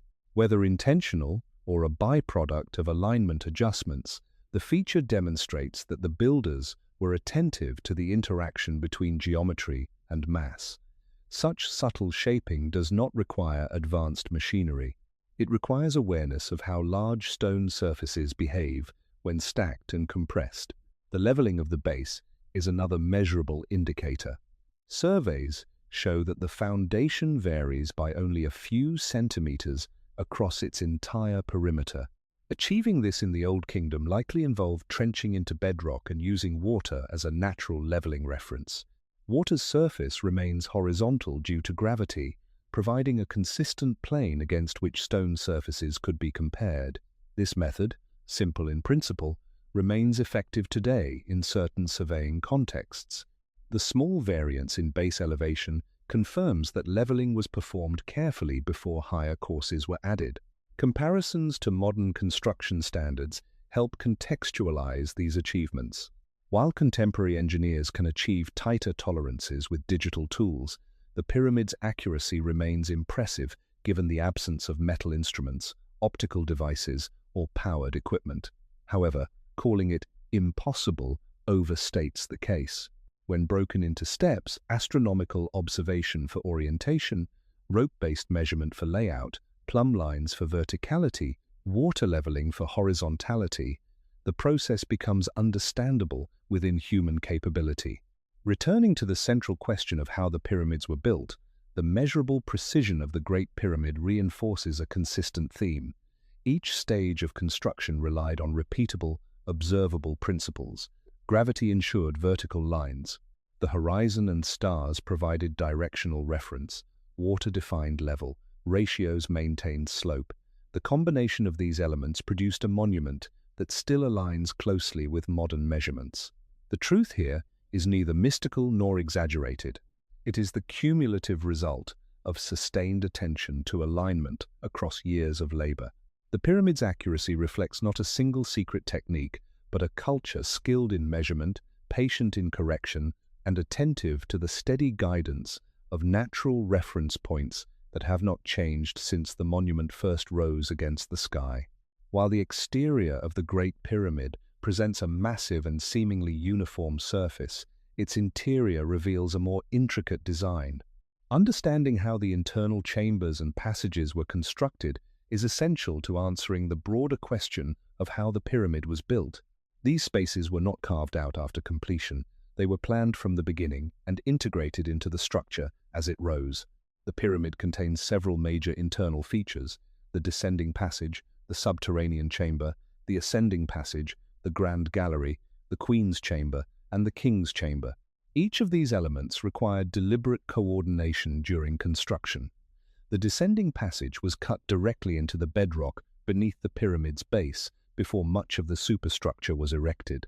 Its precise angle aligns with the overall geometry of the pyramid, indicating early surveying accuracy. Carving downward into bedrock demanded controlled excavation using copper tools and stone pounders, similar to quarrying methods described earlier.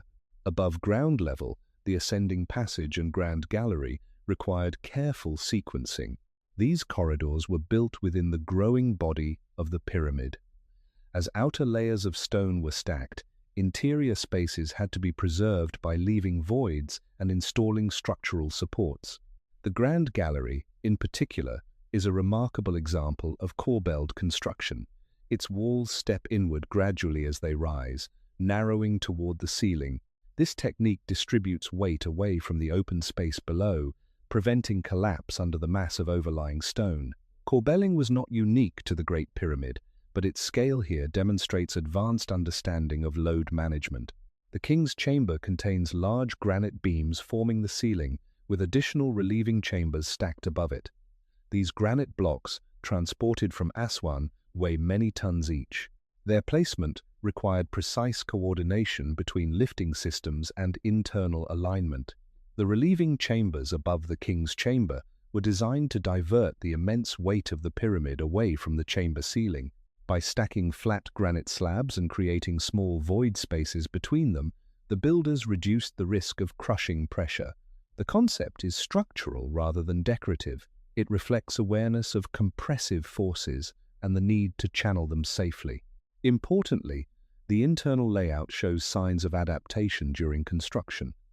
Some scholars note that the subterranean chamber appears unfinished, suggesting that plans may have evolved as work progressed. This possibility indicates flexibility rather than rigid adherence to a single, unchanging blueprint. Construction likely unfolded in stages, with adjustments made in response to structural considerations or royal decisions. The presence of narrow shafts extending from the king's and queen's chambers has also drawn attention. While their exact purpose remains debated, they demonstrate careful alignment through thick stone layers. Their construction required maintaining directional accuracy inside an enclosed structure, reinforcing the builder's skill in measurement. Returning to the central question, the internal architecture of the Great Pyramid confirms that construction was not simply about stacking blocks outward and upward. It involved simultaneous management of hidden spaces, weight distribution, and long-term stability. The truth about how the pyramids were built includes deliberate integration of internal chambers into the rising mass. Stone was placed not only to create height but to protect voids, redirect pressure, and preserve alignment within a structure that was intended to endure. The existence of chambers inside the Great Pyramid raises a structural question that goes beyond layout. How did the builders prevent the immense weight of millions of tons of stone from crushing the spaces they deliberately left open? The answer lies in techniques designed to redirect pressure rather than resist it directly. Ancient Egyptian builders understood, through experience, that stone under compression behaves predictably. Their solution was not to eliminate weight, but to guide it. The most visible example of this strategy appears above the king's chamber. This chamber is roofed with massive granite beams laid horizontally across the ceiling. Granite was chosen here because it is stronger under compression than limestone. Yet the builders did not rely on a single granite ceiling layer. Above the king's chamber lie 5 small spaces, often referred to as relieving chambers. These spaces contain additional granite slabs, stacked one above another, culminating in a gabled limestone roof at the top. The purpose of these layers is structural. They distribute the weight of the pyramid's mass away from the flat ceiling of the chamber below. Instead of allowing vertical force to press directly downward, the arrangement channels stress outward along angled surfaces. This method reflects an understanding of load transfer. When weight presses downward onto a flat slab, it creates bending stress. By placing multiple layers and incorporating angled elements, the builders reduce the risk of fracture. The concept resembles corbelling seen in the Grand Gallery, where each successive stone course steps slightly inward. In both cases, the principle is similar.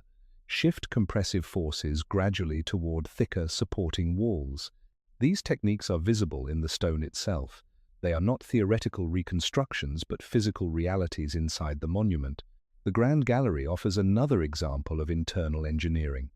Its corbelled walls rise to a height of over 8 meters, narrowing toward the ceiling. This narrowing reduces the span of the uppermost stones, minimizing the risk of collapse. The gallery also contains slots cut into the walls, possibly used to anchor wooden beams or structural supports during construction. While the exact function of these slots is still discussed, their presence indicates planning for controlled assembly rather than improvisation. Smaller relieving structures appear elsewhere in the pyramid.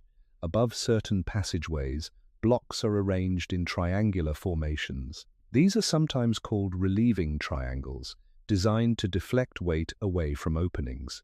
Similar triangular structures are found above doorways in other ancient Egyptian monuments. The repetition of this technique across sites suggests standardized knowledge of how to protect voids from vertical pressure. It is important to emphasize that these solutions rely on simple physical principles: gravity, compression, and angled redirection of force. No evidence suggests hidden metal reinforcements or advanced materials beyond stone. The durability of the king's chamber ceiling over millennia demonstrates the effectiveness of these techniques. Even seismic events and gradual settling have not destroyed the chamber, though minor cracks have appeared. Returning to the central question of how the pyramids were built, the interior engineering confirms that the builders were attentive not only to lifting stone, but to controlling its weight once placed. The truth about construction includes strategic void management. Chambers were not carved recklessly into a finished mass. They were protected through layered stone arrangements that redirected pressure into stable pathways. The pyramid stands today not merely because stones were stacked, but because forces were anticipated and guided. The internal structure reveals a quiet dialogue between mass and geometry, shaped by practical understanding rather than mystery. In recent decades, new technologies have allowed researchers to examine the interior of the Great Pyramid without dismantling its stone. These investigations do not replace archaeology, they extend it. By using non-invasive scanning methods, scientists have attempted to detect hidden voids and structural anomalies that might clarify how internal spaces were integrated during construction. The results add nuance to the discussion, but they do not overturn the established understanding of ancient engineering.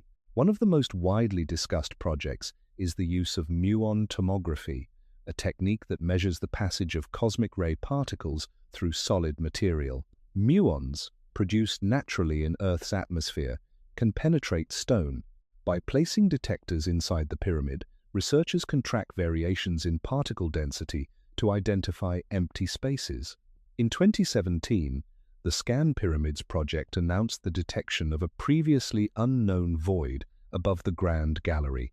This so-called big void is significant in size, though its exact shape and purpose remain uncertain.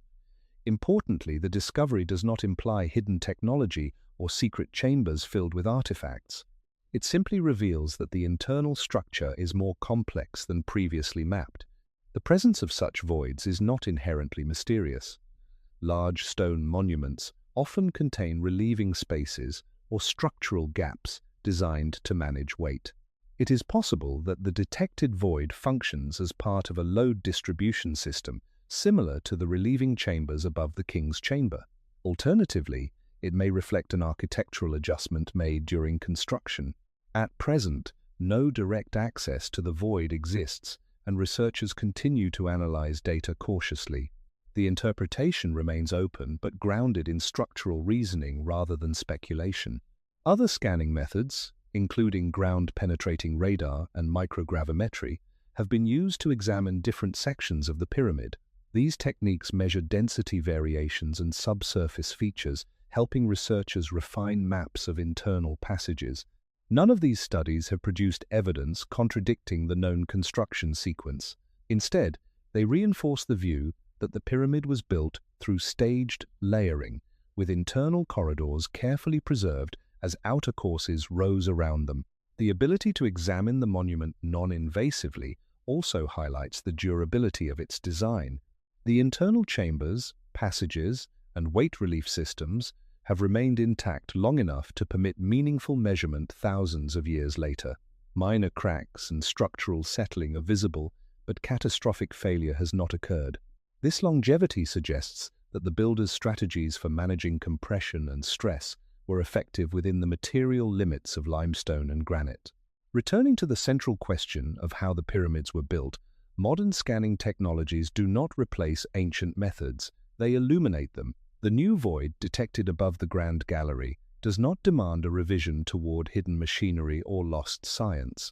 It fits within the pattern already observed: careful planning of internal spaces, strategic use of stone layering, and attention to weight distribution. Each new dataset refines our understanding without dissolving it into mystery. The truth about the pyramid's interior continues to evolve as tools improve, yet it remains anchored in observable structure. Stone walls, relieving chambers, and measured voids speak consistently of deliberate design. Technology allows us to see deeper, but what it reveals is not the unexpected. It confirms that the monument's hidden spaces were integrated into its rising mass with intention, guided by the same principles of gravity, geometry, and incremental construction that shaped its outer form. After examining quarrying, transport, lifting, and internal structure, another practical question remains at the center of the discussion. How long did it actually take to build the Great Pyramid? Time is not an abstract detail. The feasibility of every proposed method depends on whether the construction schedule aligns with known human capacity. If the timeline were impossibly short, the methods would collapse under mathematical scrutiny. If the timeline is reasonable, the techniques described earlier become far more plausible. Ancient historical sources provide an initial framework. The Greek historian Herodotus writing more than 2,000 years after the pyramid's construction, claimed that the monument took 20 years to build. While Herodotus was not an eyewitness and his accounts often mix observation with legend, the 20-year estimate has remained influential. Modern Egyptologists approach this figure cautiously, yet many find it broadly consistent with logistical calculations based on archaeological evidence. If the Great Pyramid was built during Khufu's reign, and if that reign lasted approximately 20 to 25 years according to king lists, then a multi-decade construction project fits within historical boundaries. The scale of the monument suggests sustained, organized effort rather than hurried assembly. Radiocarbon dating confirms that the structure belongs to this specific Old Kingdom window, reinforcing the idea that construction occurred within a single royal lifetime. To evaluate feasibility, researchers often calculate the average rate of stone placement required. The Great Pyramid is estimated to contain roughly 2.3 million blocks, though the exact number varies depending on measurement assumptions. If construction lasted 20 years, this would require placing an average of about 300 to 350 blocks per day. At first glance, that number may appear overwhelming, yet such calculations assume constant work across the entire year and ignore the presence of multiple labor teams operating simultaneously. When distributed across rotating crews, the daily requirement becomes more manageable. Not all stones were identical in size. Many core blocks were relatively small compared to the massive granite beams used in internal chambers. Quarrying, shaping, transport, and placement would have overlapped in phases, creating a continuous workflow rather than a single, linear sequence.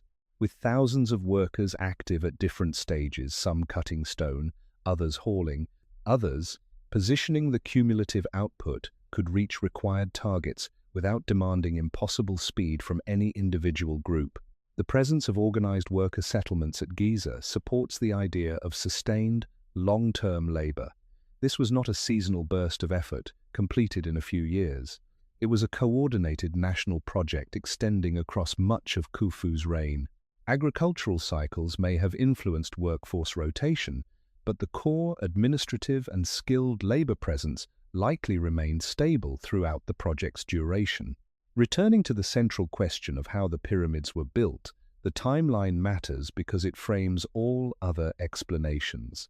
A 20-year construction window does not demand supernatural efficiency. It demands consistent output, careful planning, and reliable organization. When broken into daily averages and supported by archaeological evidence of workforce size and logistical infrastructure, the timeline aligns with human capability. The monument did not rise overnight. It rose through steady repetition, layer upon layer, year after year, under a schedule measured not in miracles but in disciplined continuity. Estimating the length of construction naturally leads to the question of workforce size. How many people would have been required to sustain the steady pace described earlier? Early modern writers sometimes imagined hundreds of thousands of laborers working simultaneously. Yet archaeological evidence does not support such extreme numbers.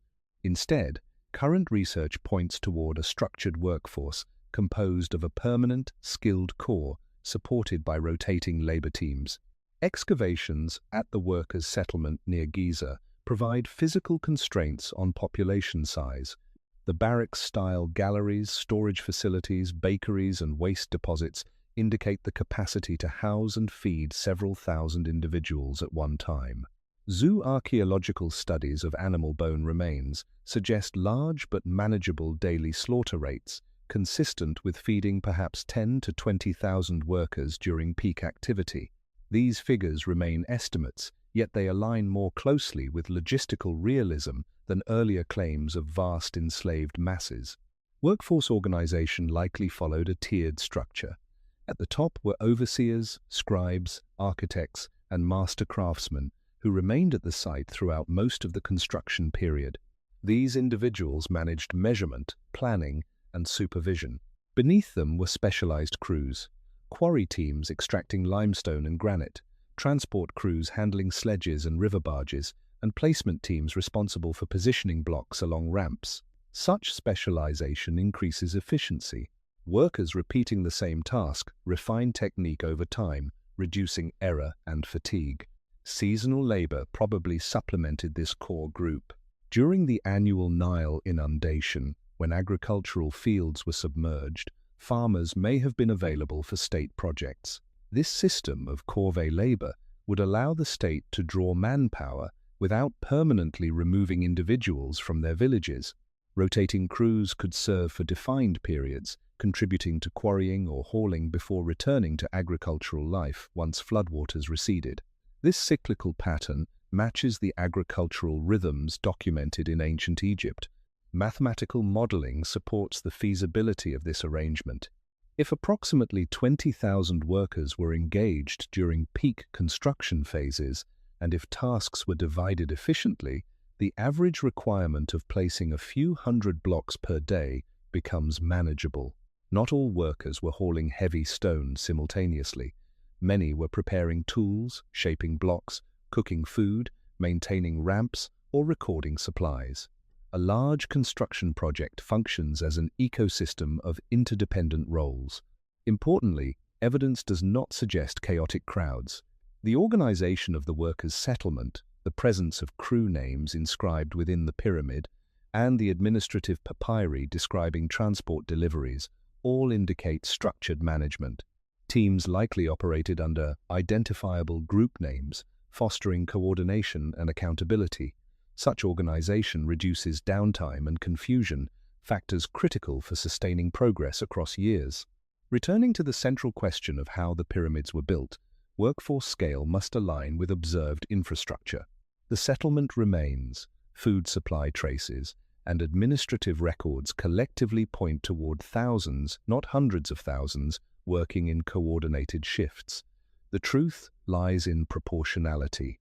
Monumental scale does not automatically require unimaginable populations.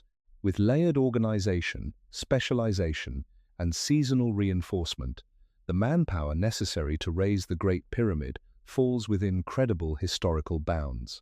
The structure reflects the disciplined mobilization of a nation rather than the chaotic labor of an empire of slaves. Scale becomes easier to understand when placed in comparison. The Great Pyramid often feels isolated in human history, as though no other society attempted anything similar.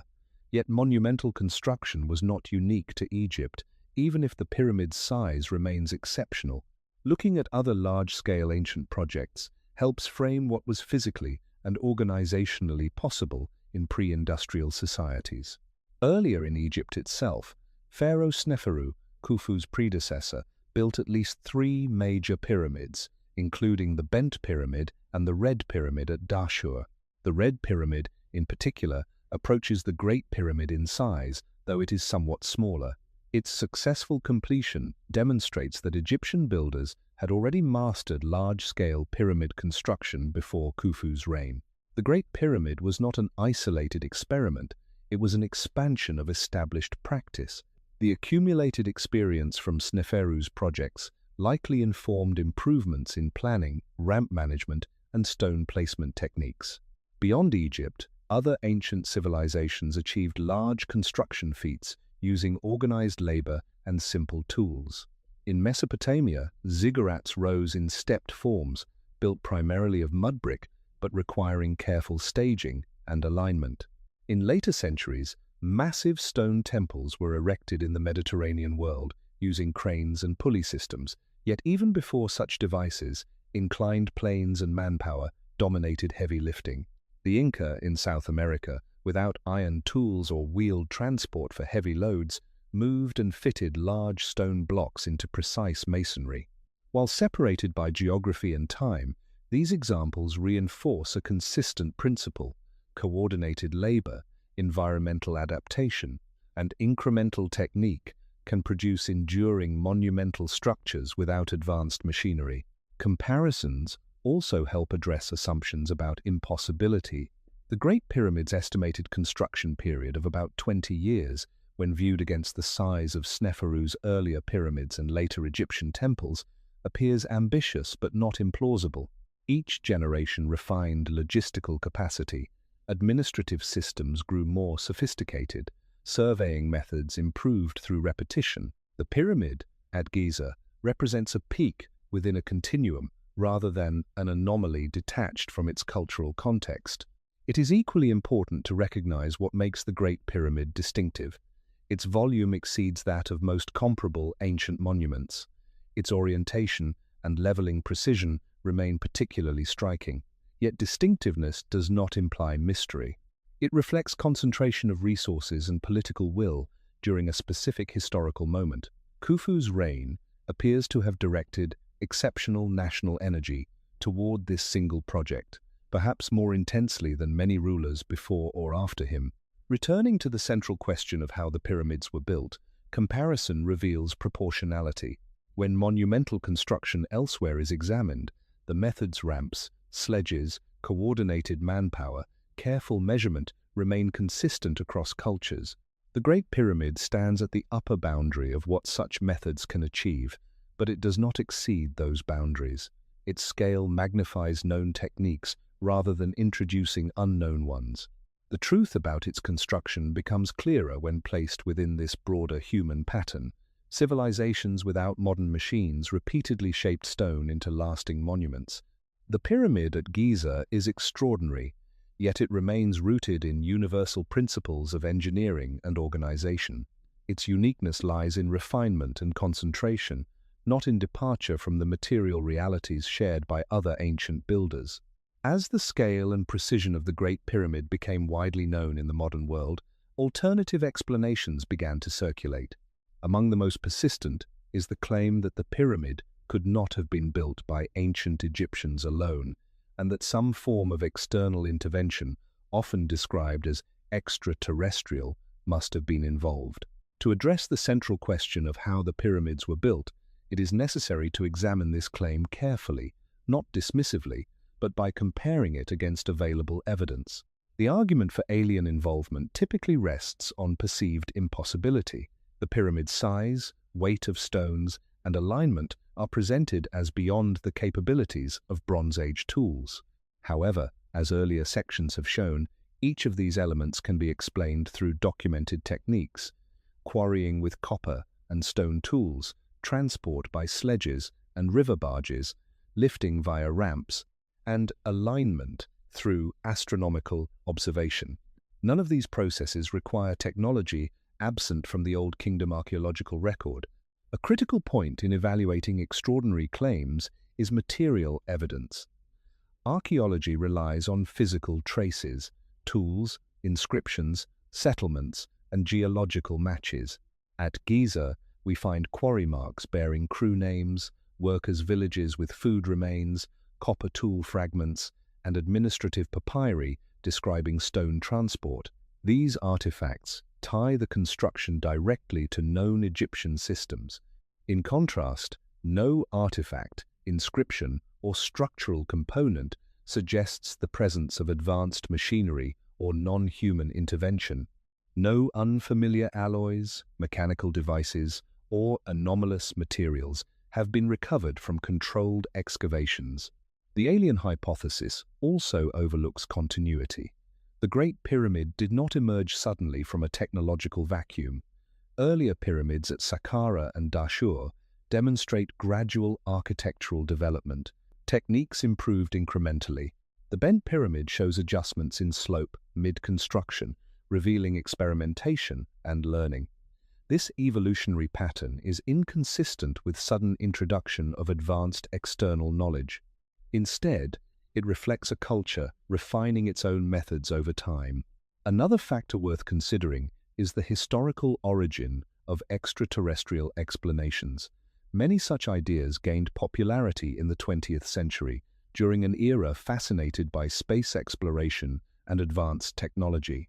The projection of modern technological imagination onto ancient monuments often reveals more about contemporary culture than about ancient Egypt.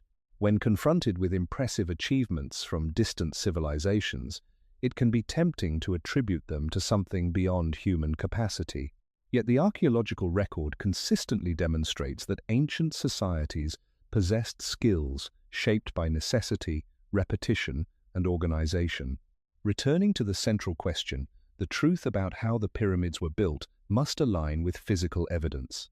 Every verified trace at Giza connects construction to human labor operating within Old Kingdom systems. Extraordinary claims require extraordinary evidence. In this case, such evidence has not been found. What remains are quarry depressions, tool marks, worker burials, and administrative texts, all pointing toward human effort. The pyramid's grandeur does not diminish when attributed to its builders. On the contrary, acknowledging their capability restores the monument to the realm of documented human achievement rather than unexplained anomaly. Beyond extraterrestrial claims, another category of explanation suggests that the Great Pyramid was built using lost or suppressed advanced technology. These ideas often focus on precision cutting, perfect stone fitting, or hypothetical lifting machines far beyond what is documented in Old Kingdom Egypt. To examine such claims carefully, it is necessary to return again to physical evidence rather than visual impression. One frequently repeated assertion is that the stones are cut with such accuracy that only modern power tools could have achieved the result. Yet close inspection of pyramid masonry reveals variability. Core blocks inside the structure are often roughly shaped and irregular. They are not polished with mechanical perfection.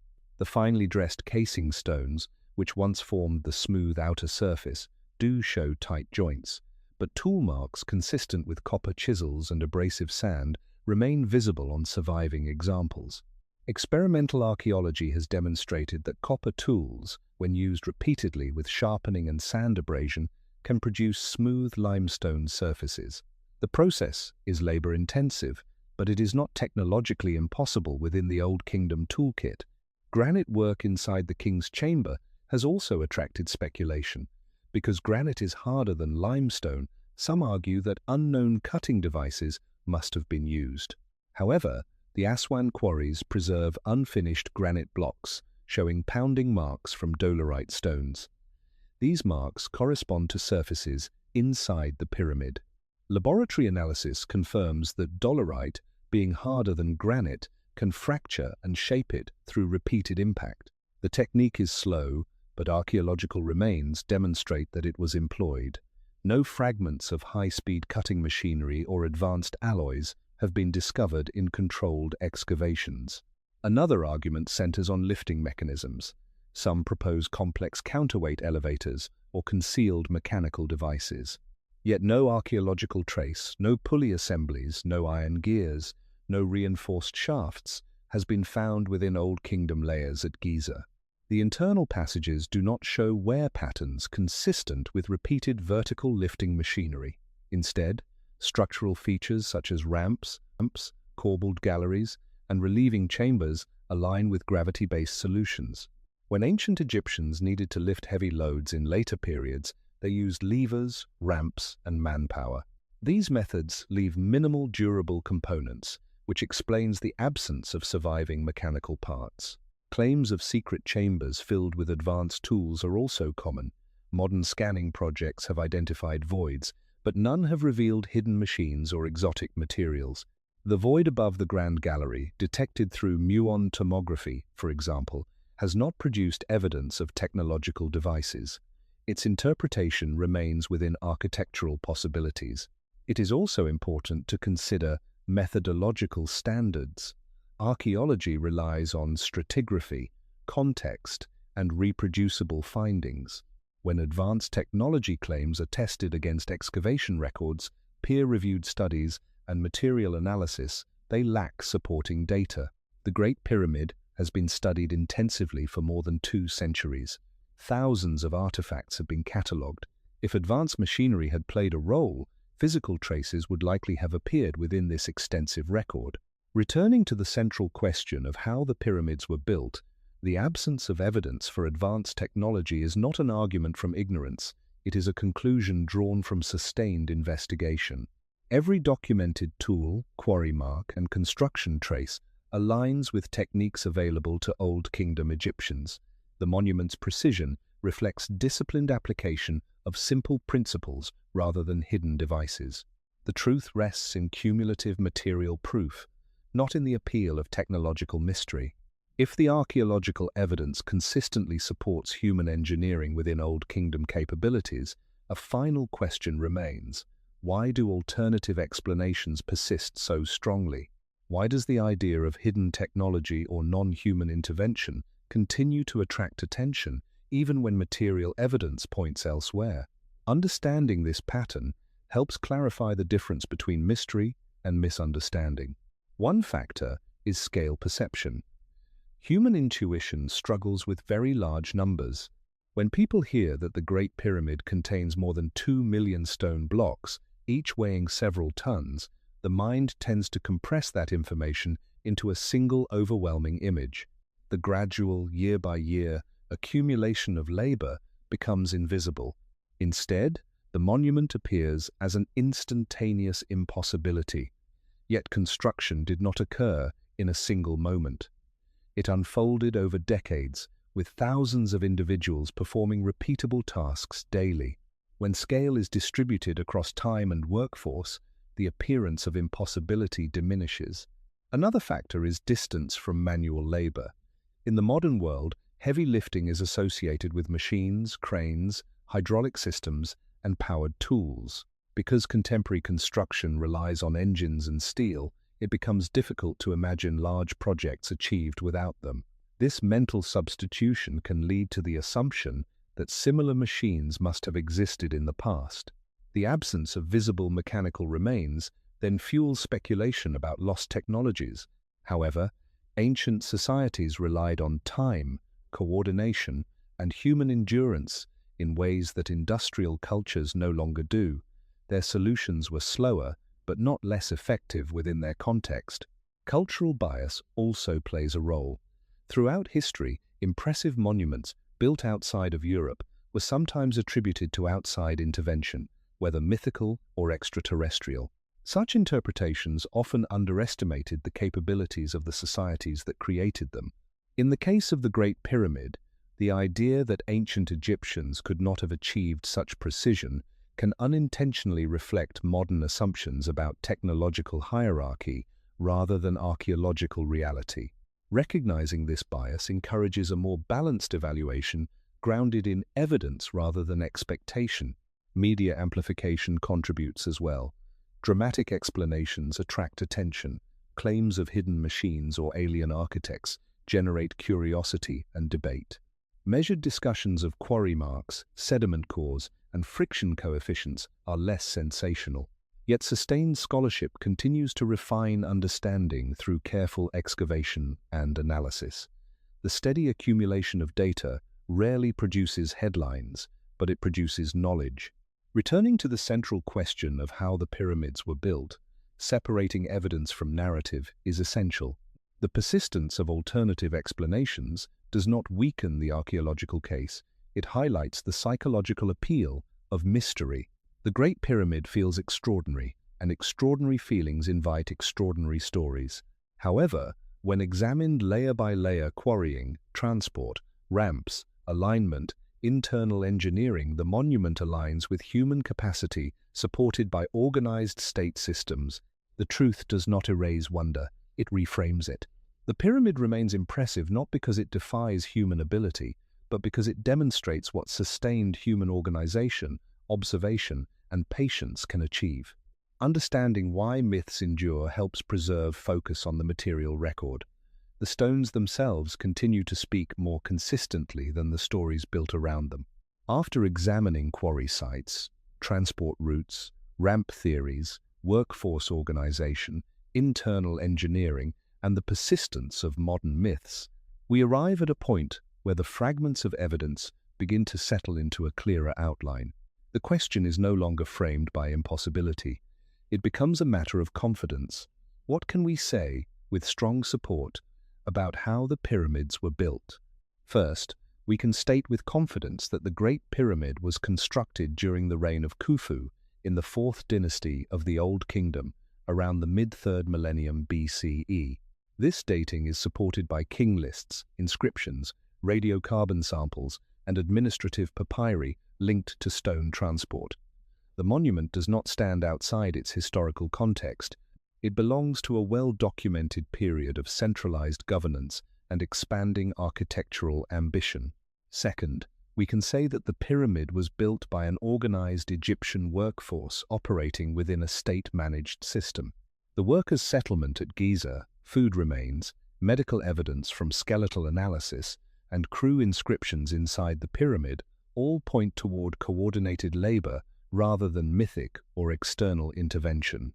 The labor force likely included skilled permanent workers supported by rotating seasonal crews. This structure aligns with agricultural cycles and administrative capacity documented in Old Kingdom Egypt. Third, the materials and tools used in construction are identifiable and consistent with archaeological finds. Limestone from the Giza Plateau formed the bulk of the structure.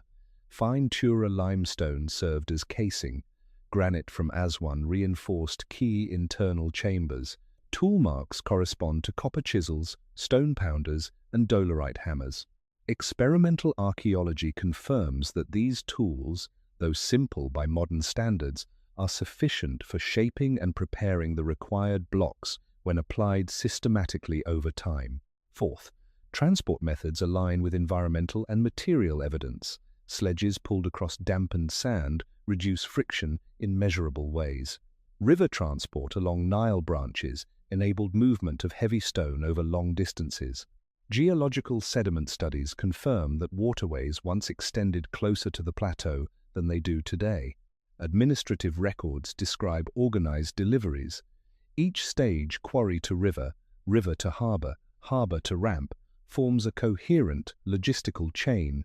Fifth, lifting mechanisms most plausibly involved ramp systems adapted over phases of construction.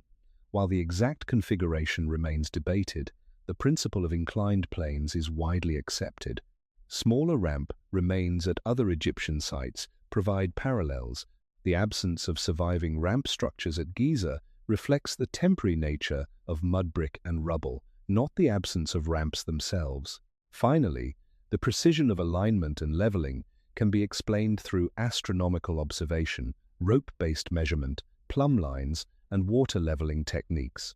Modern measurements confirm remarkable accuracy, but they do not require modern instruments to achieve. Iterative correction and disciplined surveying account for the observed tolerances. Returning to the central question, the truth about how the pyramids were built is cumulative. No single discovery provides a complete blueprint. Instead, multiple independent lines of evidence, archaeological, geological, textual, and experimental, converge toward a consistent explanation. The monument does not rely on hidden devices or vanished sciences. It reflects the organized application of known principles across decades of sustained effort.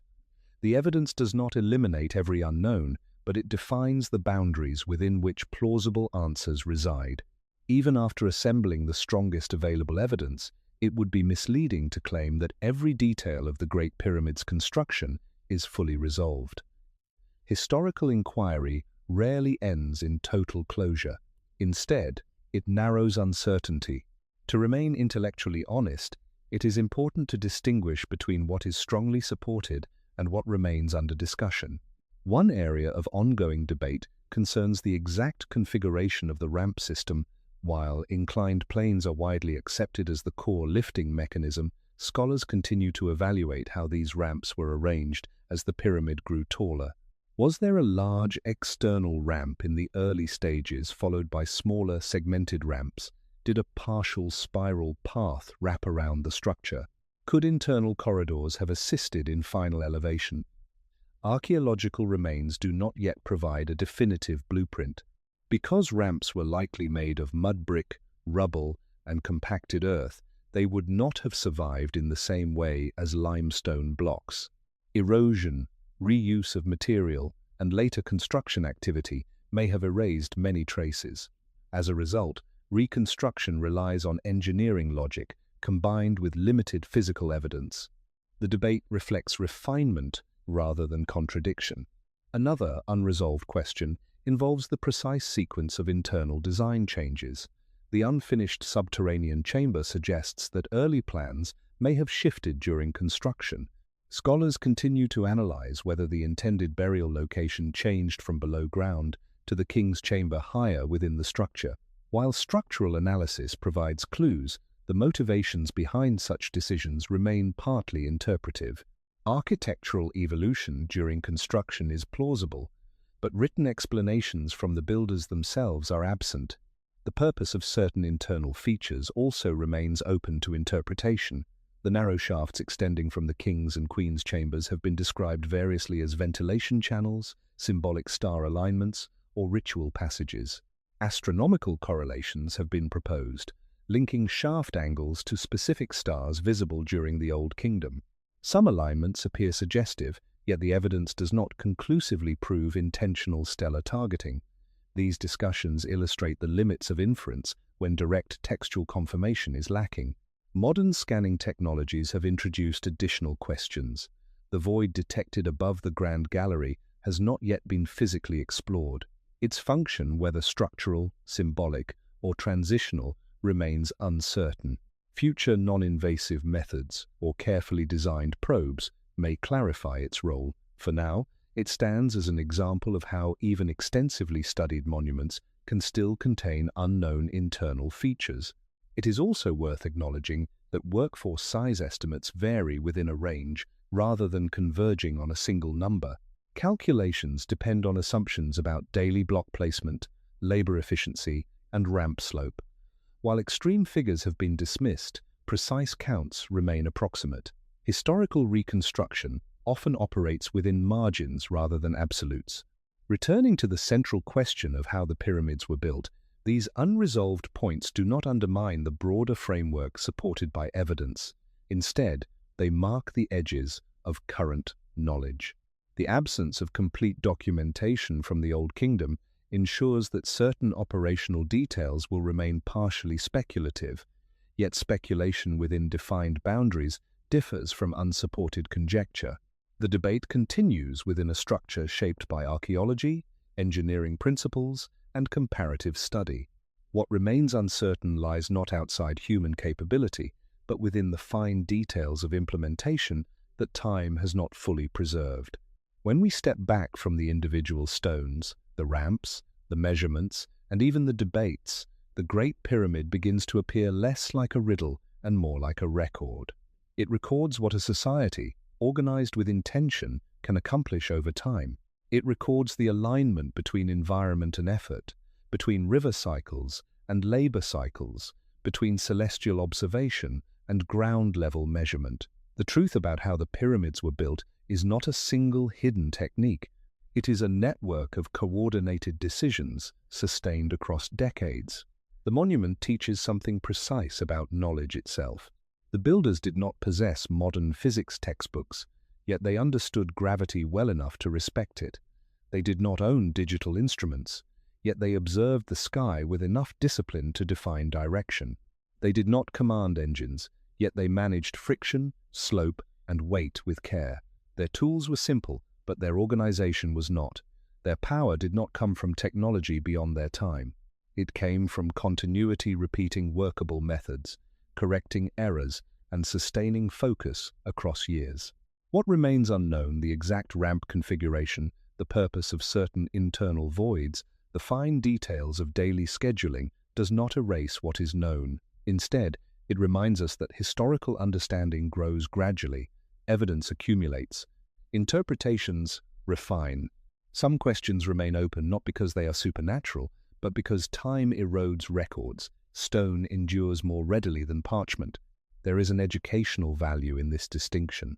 When confronted with extraordinary achievements from the past, the temptation is to elevate them beyond human reach. Yet doing so quietly diminishes the people who created them. Recognizing the Great Pyramid as a product of documented human capability restores dignity to its builders. It reframes awe into respect. The monument becomes not a symbol of lost secrets, but of disciplined collaboration. The broader lesson extends beyond ancient Egypt. Large accomplishments rarely emerge from a single breakthrough. They emerge from systems, economic systems that feed workers, administrative systems that coordinate supply, measurement systems that ensure alignment, and cultural systems that give purpose to labor. The pyramid stands as physical evidence that sustained cooperation can transform landscape into legacy. And yet, even after centuries of study, the structure still withholds certain details. We know much about how it was built. We understand the materials, the transport, the likely lifting methods, the internal engineering, but we do not possess the voices of the workers explaining their daily routines. We do not hold a complete construction log describing each adjustment. The silence of those missing records invites humility. So perhaps the final question is not whether the pyramid was built by mysterious forces. It is whether we fully appreciate what patient human coordination can achieve when guided by shared belief and long-term vision. If such a monument could rise from stone, rope, water, and sky, what might be possible when knowledge is preserved rather than lost?